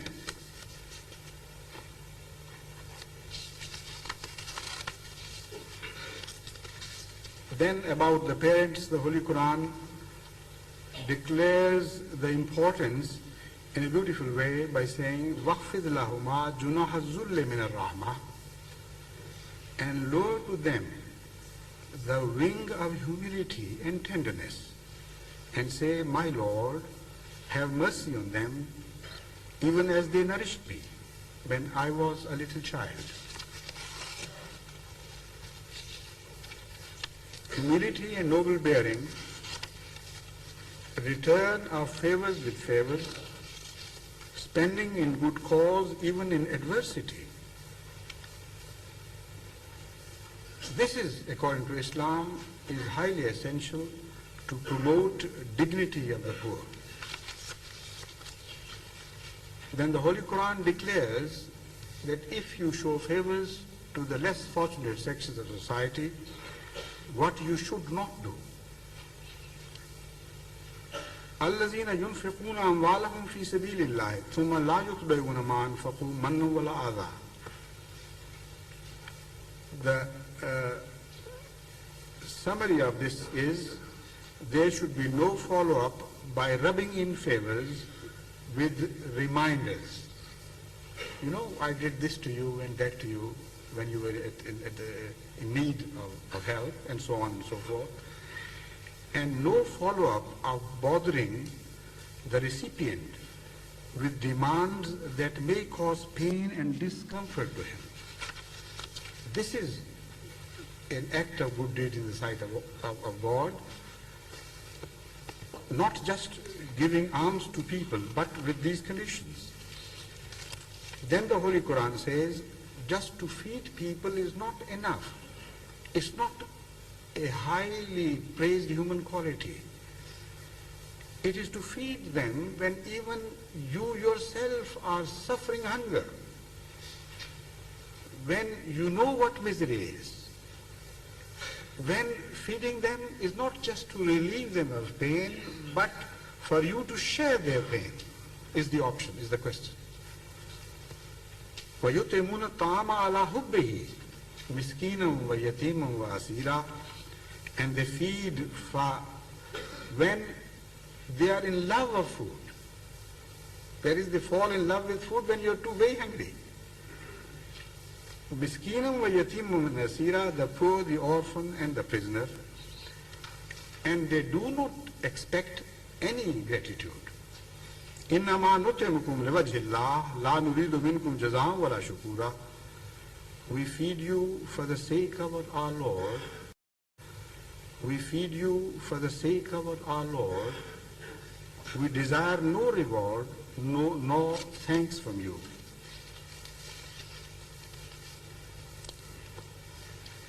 In Islam, it is considered highly essential that the rulers, those who are in the government, should be sensitive to the cause of the people to a degree that there is no need for forming pressure groups. So in a truly Islamic society, strikes would be unthinkable. The ruler, repeatedly in the Holy Quran, is held responsible, answerable to God for the state of affairs of those who are under him. And also in the tradition, in one of the traditions of the Holy Founder of Islam, we read, "Kullukum ra'in wa kullukum mas'ulun an ra'iyatihi." In fact, each of you is like a shepherd to whom the sheep do not belong. He is just entrusted with the responsibility of tending that sheep. So you will be answerable. The heads of the families, and it goes on mentioning all the various capacities in which man can be in charge of other human beings, and every time the Holy Prophet repeated, remember, you would be held responsible and answerable. Once Umar, the second caliph, was passing through a suburb of Medina at night. It is said it was his wont to walk the streets incognito sometimes to see for himself what was happening. He heard the wailings and cries from one house, and the inquiry revealed that there was about, as far as I remember, 3 children sitting around a fire on which there was a kettle boiling with something, and an old mother was sitting by them. He inquired what was happening. She said, "My children are very hungry. I have nothing to feed them with, only to cajole them, so that ultimately, having been tired, they would fall asleep. I have put some water and some stones in the kettle. And that is what you see. Then Umar immediately returned to his seat of government, if you can call it a seat of government, and asked one of his servants to help him carry a bag full of flour, butter, and other edible things. The servant, in surprise, asked him why was he carrying it himself. He said, it was my responsibility. On the day of judgment, you will not come to help me carry my load. So I have to do it. I must punish myself. But what was happening in the town which was entrusted to me? So this is the spirit which must be followed by the modern societies of the world everywhere. If the governments become sensitive to the cause and the suffering of the people, then before the people begin to think of what is happening to them or what is not happening, those whom they elect to government, they would feel more pain for them. And it is quite logical and natural, because ordinary people are rather tough and made hardy by their labor. They can tolerate far more than the highly sophisticated people on the top level. So they begin to think of their troubles later than educated people who are highly placed should be able to realize.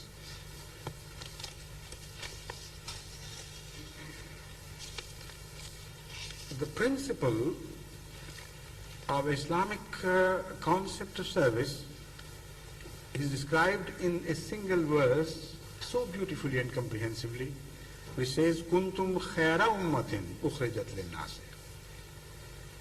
O people of Islam, you are the best people ever raised because you have been raised to serve others. So you will remain best as long as you are service-minded. If you fail to serve others, then no longer you have a right to boast of the superiority of Islam and superiority of Muslim Ummah. And the Holy Prophet also mentioned this principle by declaring once, Yadul Uliya, Al-Yadul Uliya, Khairum min al-Yadis Sufla. That the hand which is above is certainly better than the hand which is below. You have upper hand in service, that is to say, to give alms and serve others, not be on the receiving end of alms and favors. Yet dignity of the beggar is also guaranteed in Islam. The Holy Quran says, وَأَمَّا السَّائِلَ فَلَا تَنْهَرْ. Do not speak harshly to beggar, despite the fact that beggary also is discouraged. Yet the right to beg if you have nothing to fulfill your needs with is guaranteed. And the Holy Quran in another place declares that if you do not have anything to give to the beggar, at least say a kind word. That would help him. So this is the spirit of Islamic, doing favors to the needy, which must be maintained in a society according to Islam. Racialism is totally and absolutely rejected in Islam in every form. You have already heard that verse, which was recited among some other verses in the beginning of the ceremony, which roundly declares racialism to be out of question to play any part in human affairs.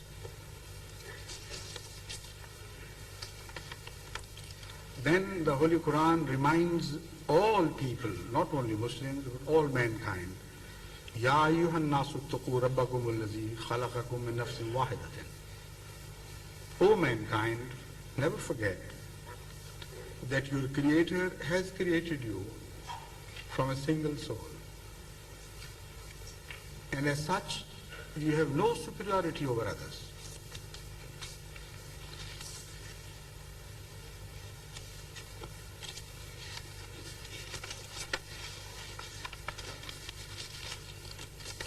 Now turning to, have I time to turn to another question? If at all, how much? Huh? 15? I'll try to finish this address in 15 minutes, I hope. Now the economic order. Islamic economic order neither belongs to capitalism nor to socialism.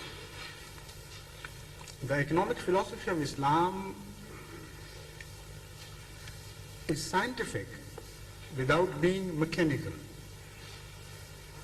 It is disciplined without being over-restrictive. It allows private possession and private enterprise, but does not promote greed and amassing of wealth in a few hands, resulting in a large section of the society turning into destitutes, serfs, and slaves to a cruel and relentless system of exploitation.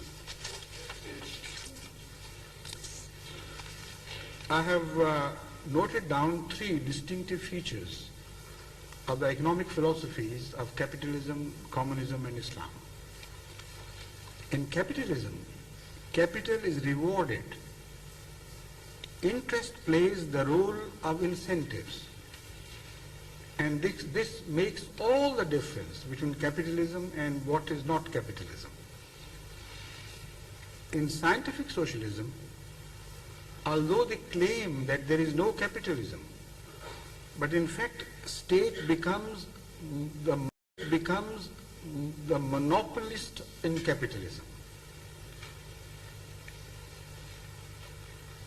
The state becomes capitalist itself.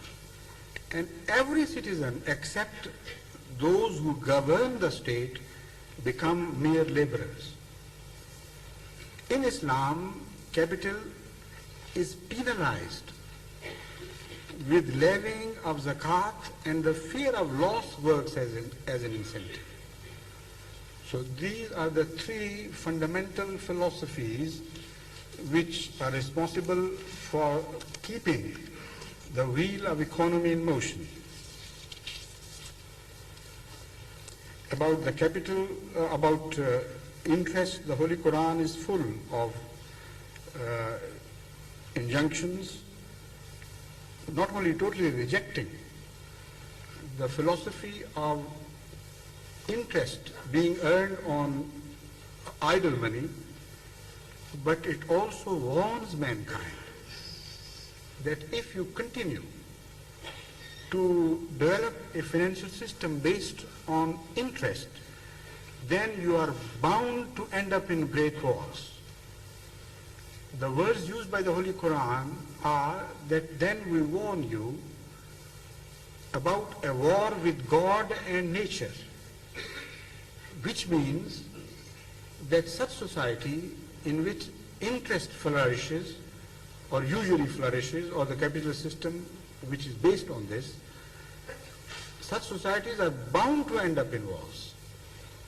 Now I have no time to enlarge upon this aspect of the question, but those who know the history of the First World War and the Second World War would remember that capitalism based on interest had to play a very important role in not only generating those wars, but also for maintaining them for a very, very long time.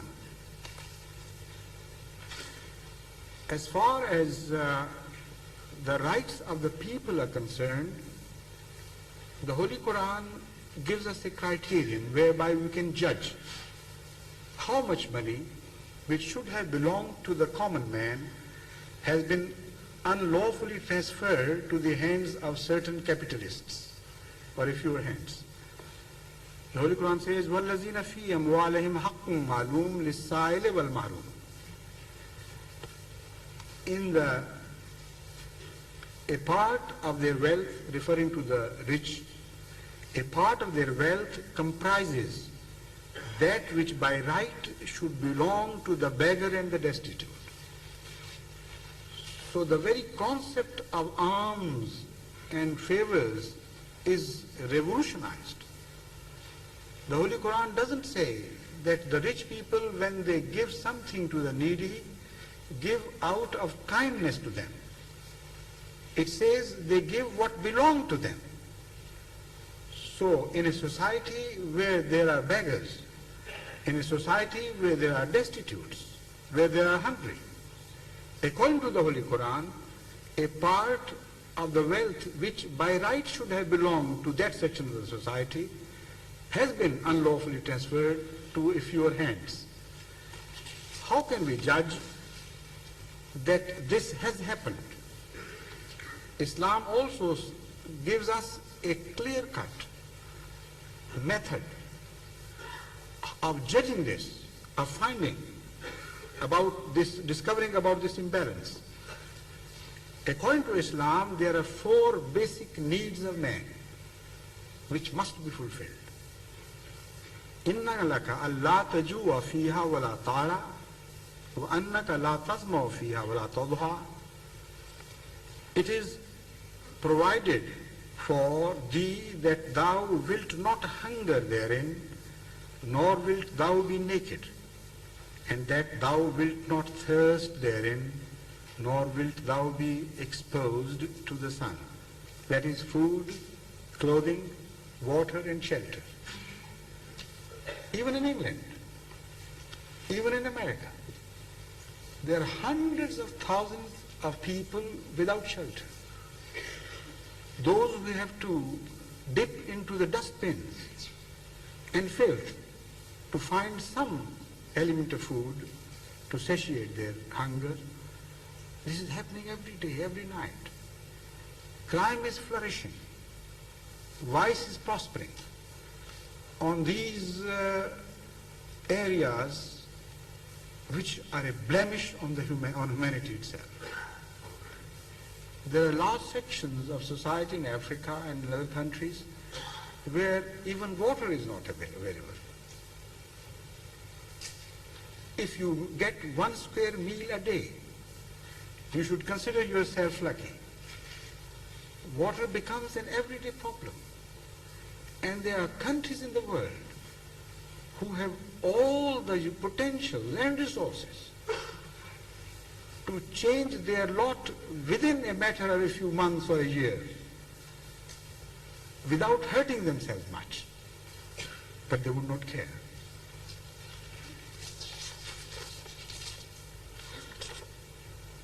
According to Islam, this is very important.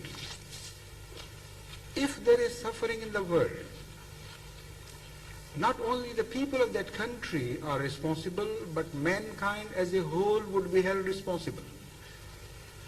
There must be a system whereby the sum total of human wealth should be channelized to those areas where hunger strikes, where famine play havoc with humanity. 4 fundamental principles are guidelines are given in the Holy Quran about it.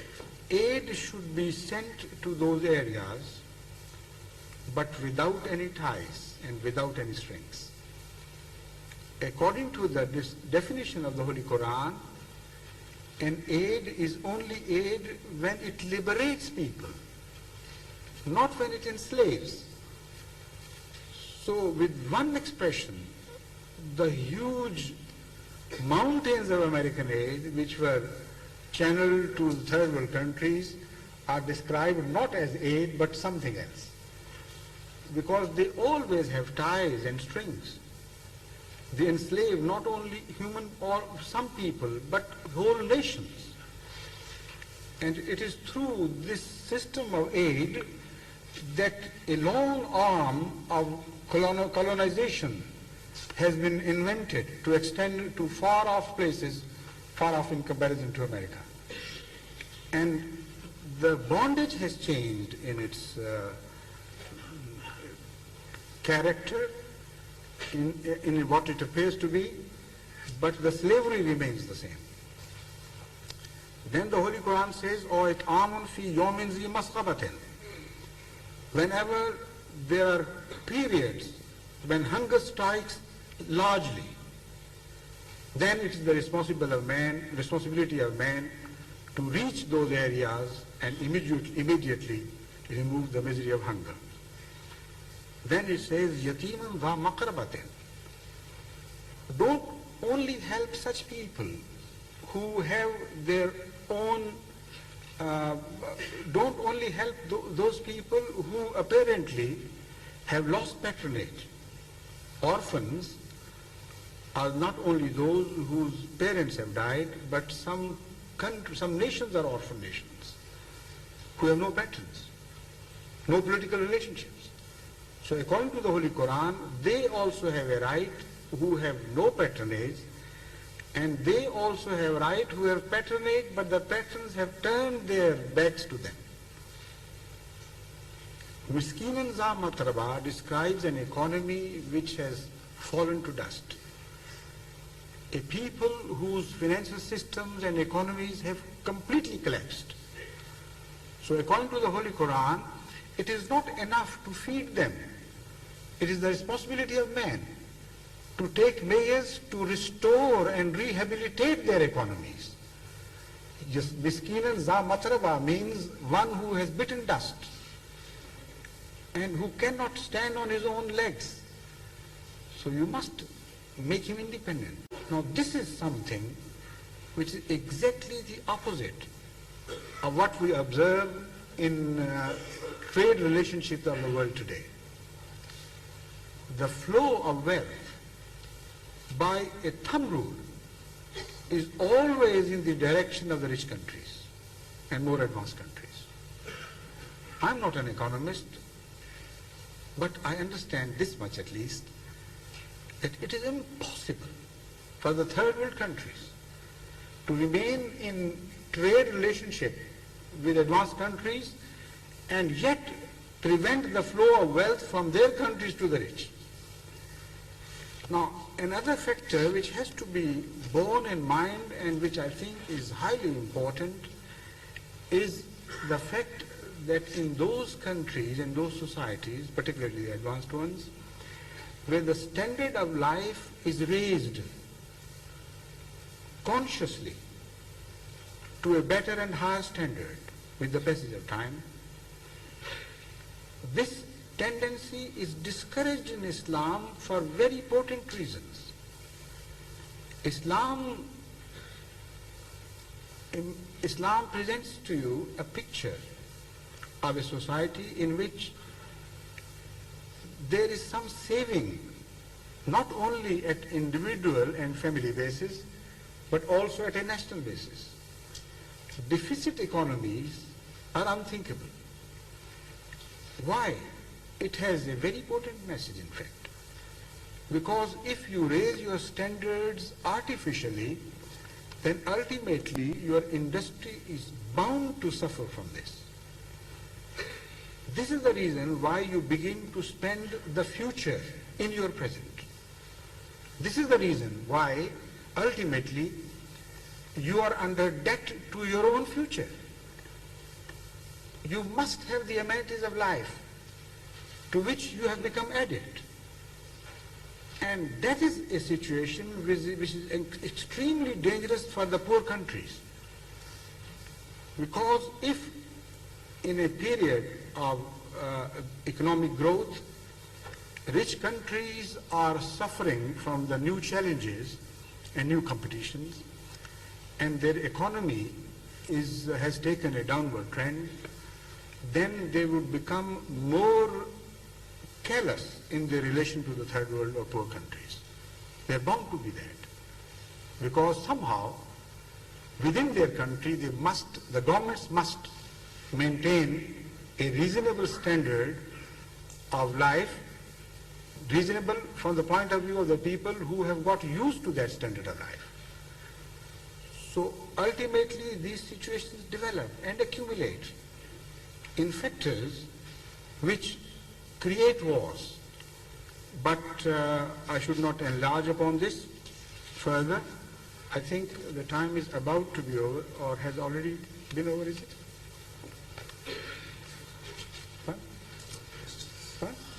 Questions? Okay.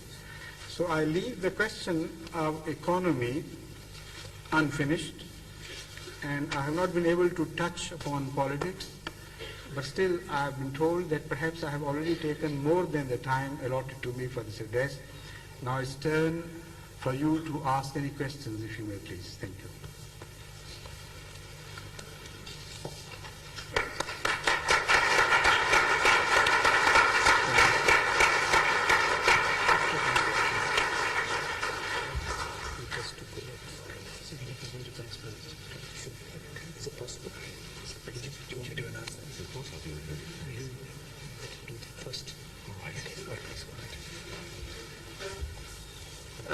Before we have the question and answer session, I'm going to ask Mr. Hugo Summerson, MP, to propose a vote of thanks to His Holiness. This is because Mr. Summerson has to leave before 5 o'clock, and we haven't got very much time left for the questions.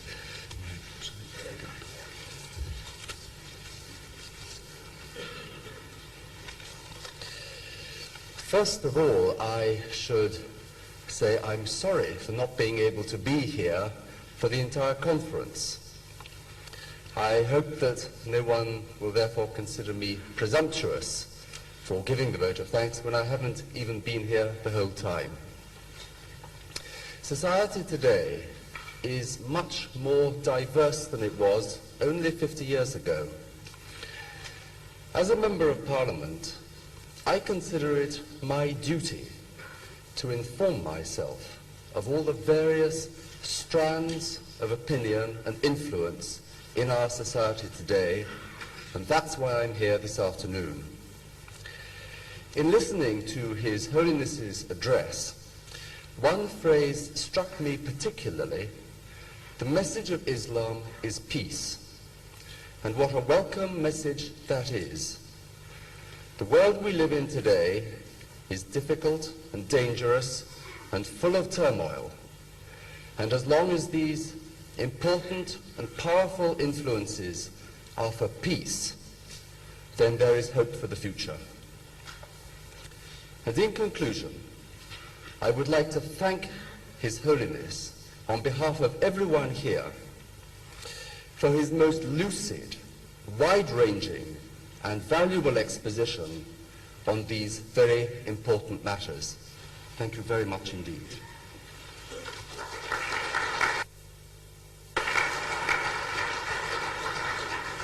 So you must leave now, I understand? I must leave, I'm afraid. Thank you very much. Thank you very much indeed. Do you want most of the questions that are lost? These are the 3 questions which are taught which are Shall I read them out, please? Yes. An enormous number of questions to His Holiness have been submitted, which, if we were to take them one by one, would keep us here, I am reliably informed, well into tomorrow morning. I am presuming that the sense of the meeting is that we should not stay here that long. I have no doubt that His Holiness will read all your questions and probably will pronounce on those which he doesn't have time to deal with here in another form at an appropriate time. Mr. Aftab Khan has selected 3 questions which he thought it would be appropriate for His Holiness to deal with here and now. Should I give the name of the questioner in each case? Yes. The first one is from Mr. Abdul Qadir Hafidi. And the question is, the speaker says salvation cannot be monopolized. Then why does God say in the Quran, and I won't inflict my Arabic accent upon you, the translation in English is, to God, religion is Islam? That's correct. This is a very important aspect of what I have already explained to you. Islam, according to the Holy Quran, is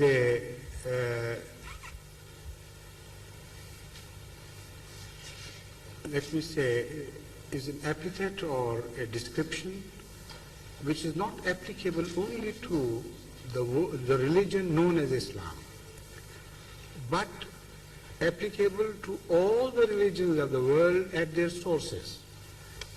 Islam means submission and total submission. And according to Islam itself, every religion of the world was based on Islam. So also the faith of Abraham is mentioned as Islam.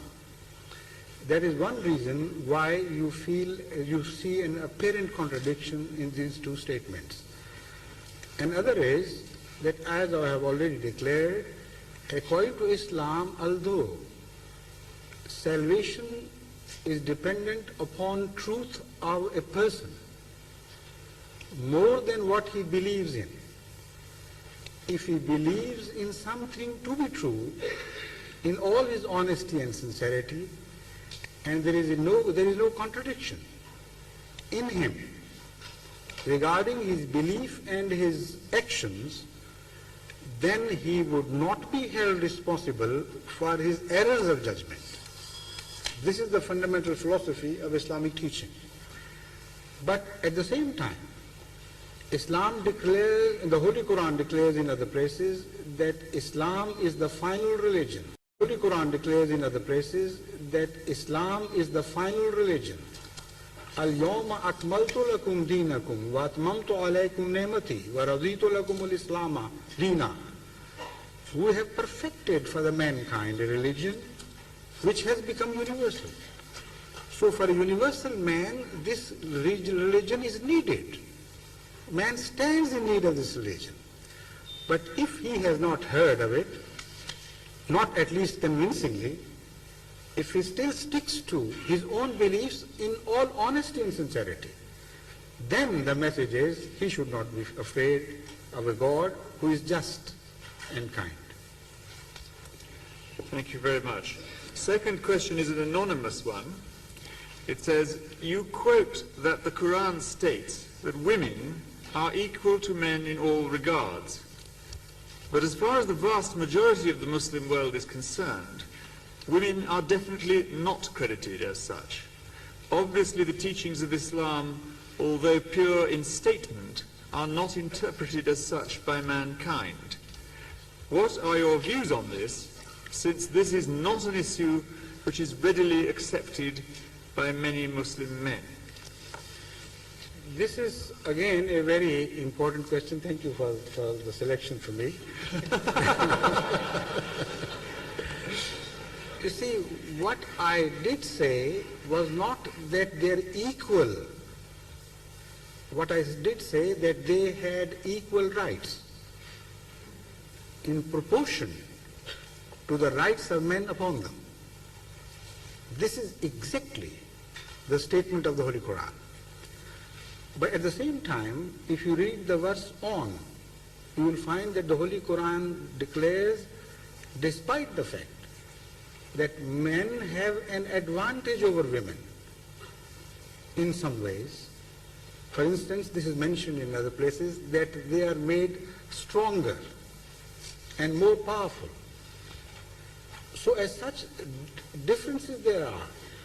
And then they have the advantage of not being responsible for reproduction, in the sense that they do not have to carry human babies for 9 months in their bellies and to look after them. So there are differences, no doubt. Equality is not in totality of constitution. Equality is only in relative terms of rights. So as such, Islam knows no difference between man's rights and women's rights. But they would be, of course, related to their constitutions as well. God knows how He has created mankind. So wherever you will discover any difference in teachings, you will always find, without fail, without exception, that those differences are directly related to the constitutional differences, not otherwise. Now, if the world of Islam is not acting upon it, already I have explained this situation in respect of all religions of the world.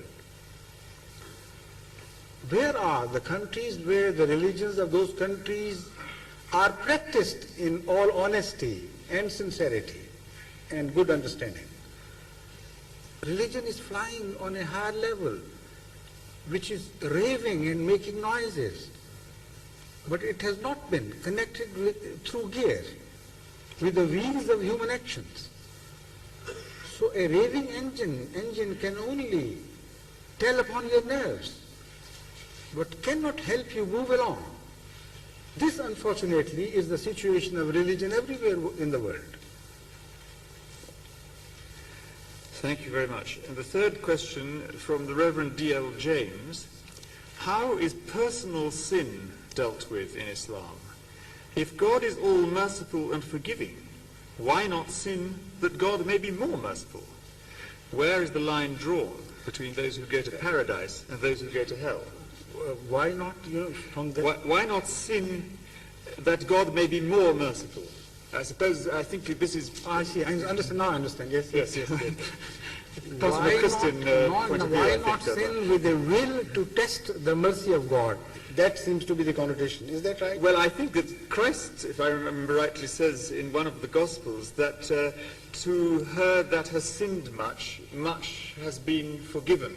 And so it's as though should one sin more in order to benefit more from the forgiveness of God? If it refers to that, then I'm afraid it is misunderstood. Or an instruction of Jesus Christ, peace be upon him. You see, sin and forgiveness have a relationship between man and God very similar to the relationship between man and man.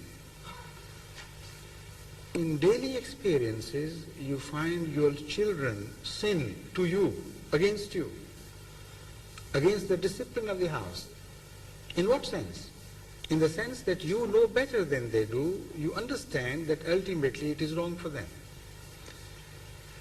And yet, they are not always forgiven. Sometimes they are punished in the course of sin automatically, as a direct result of the sin itself. For instance, if a child mistakenly, attracted by the glamour of the fire, puts his hand into the fire, before the mother can prevent him, his hand would be burnt, to some degree at least. Now that is sin, and that is punishment, which sometimes is directly and immediately related to sin. Look at the history of permissiveness in some advanced societies of the world. Every time a wave of permissiveness captured the imagination of society, there always was a follow-up by way of natural punishment. Long ago it was gonorrhea, then came syphilis, then came herpes related to sex, then there is AIDS. Now, how can you say that God is not forgiving? Because he has produced a system of cause and effect. So sin must not be understood in a narrower term as if it is only in relation to God. Sin is misbehavior of all types in any situation, and sometimes it is punished and sometimes it is not immediately and directly punished. It depends on the detection. And sometimes it is forgiven because forgiveness promotes reformation. And sometimes it is not forgiven because forgiveness promotes crime. And by forgiving some, you will be usurping the rights of others. This is the fundamental philosophy of forgiveness and punishment which has been mentioned in the Holy Quran, which says that to forgive is better provided it causes reformation. So in a society where murder has become the order of the day, you remove the capital punishment from your legal system. This forgiveness, a sort of forgiveness, is bound to encourage murder in that society. I have been studying the past, the data of crime in the European countries, and I discovered, and you will also share my opinion because I'm talking of facts, that the more the governments grew lenient to certain crimes, more they flourished. So the Holy Quran says, وَمَنْ أَفَا وَأَصْلَحَ فَأَجْرُهُ عَلَى اللَّهِ.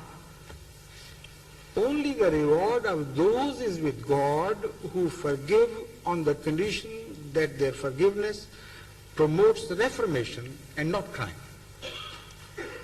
Because also in your homes, if a child, suppose, is disposed towards hurting others, your own children, would you go on forgiving such a child? Limitlessly on forgiving such a child? Limitlessly? For all times to come? It's possible. Then you would be unkind to a criminal and unkind to the innocent children. You will be responsible for the suffering caused by such a child to the other sisters or brothers. So understand the philosophy of sin through your own personal human experiences. And your inner wisdom would declare that that is exactly how it should be in relation to God. There is no other philosophy which can govern this relationship. I should perhaps repeat the last part of the question, which is where is the line drawn between those who go to paradise and those who go to hell? Yes. The Holy Quran draws this line very conspicuously, yet invisibly for mankind. I'll explain why. It's not a paradox, it's a situation of compulsion. The Holy Quran says, La yukallifullahu nafsan illa wus'aha laha ma kasabat wa alayha maktasabat. Man would not be burdened beyond his capacity. This is the overriding law. And for him is what he earns, and against him is what he does by way of wrongdoing. Now, this is a very important principle. When we talk of misbehavior, we forget that misbehavior should be understood differently in different connotations. A child who has been brought up in a poor society, a society which has been confronted with hunger and daily problems, his misbehavior cannot be judged exactly as that of a child who has been brought up in much more fortunate circumstances, where to steal for him is not a need, where to strike others is not a daily compulsion of life. But how can you judge? Some judges, some people who are responsible for running the system of justice have started attempting to make a differentiation between circumstances which caused someone to misbehave. But it is impossible for man to clearly see the line which differentiates a truly committed criminal and the one who has some justification. So the Holy Quran tells us it is God only who would see these lines, and he would reward you justly according to the situation in which you behaved in a certain manner. I hope I have made myself clear on this, or not? I think so. Yes. Another question from MC Greenleaf. Should state and religion be kept separate? That is there any place in the modern world for a theocratic state? Certainly not according to the Holy Quran. There is no room for a theocratic state. Islam is a religion which emphasizes the role of secularism in governments. I have recited to you many verses of the Holy Quran in which this has been clearly and repeatedly mentioned that in the dispensation of your responsibilities as members of governments, you must discharge your responsibilities with the principle of absolute justice, regardless of what religion, what color, creed, people under you belong. The only known system of dispensation of government to Islam is that based on absolute justice. So because I did not have time to speak on democracy, that is why I left this portion out. Well, you have a few minutes if you want to expand on that. Do you want to go on a bit about? No, of course. I'm quite happy. I feel at ease. Otherwise, we could take one or two more questions. Yes, please. This is from Shakil. Religion was needed at times when humanity was not cultured or civilized. Do you agree, sir, that religion is making mankind uncivilized today? More killings have been done in the name of religion. Well, first of all, I should beg to differ with this statement that more killings have been done in the name of religion. I think the killings which were caused by the Second World War were far more than all the killings in the whole human history done in the name of religion. And those killings which have been attributed to religion, if you look at them more closely, you will be horrified to learn that it is politics which is exploiting religion to spread hatred and kill others. The people who move the pawns have invisible hands. And the pawns which move you see and observe. So this is one of the subjects I have discussed in my book which you refer to, that what we understand by the religious madness. Of course it is religious madness which is employed to disturb the peace of mankind repeatedly, but not because of the religion itself. No religion at its sources, when it is pure, ever advocates hatred in the name of love and murder in the name of God. Always at the sources when religion is purest, religion is at the receiving end of cruelties. It admonishes patience. It admonishes love in return for cruelties and hatred. So it is not truly religion which is responsible, either it is a misconceived and destroyed concept of religion, corrupted concept of religion, or exploitation of such religions when they have become corrupted by the hands of the politician. With due apologies to the politicians, please.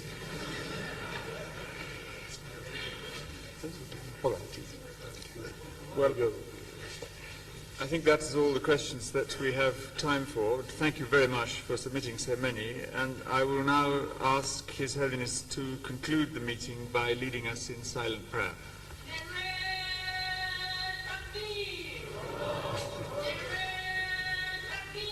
This is the African way of expressing themselves.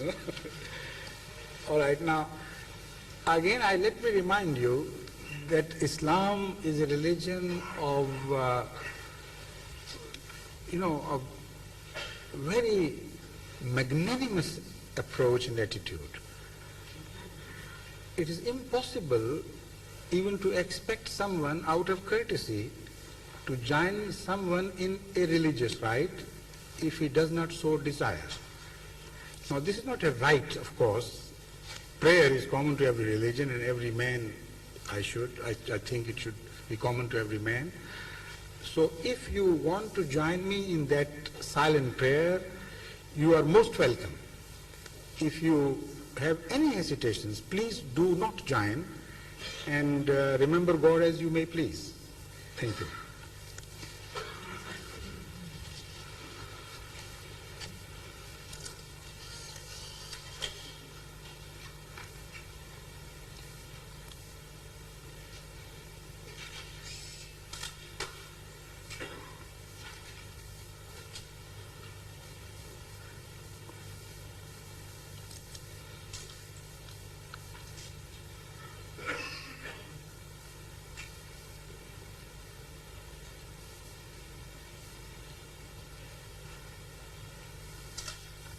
Ameen. Something.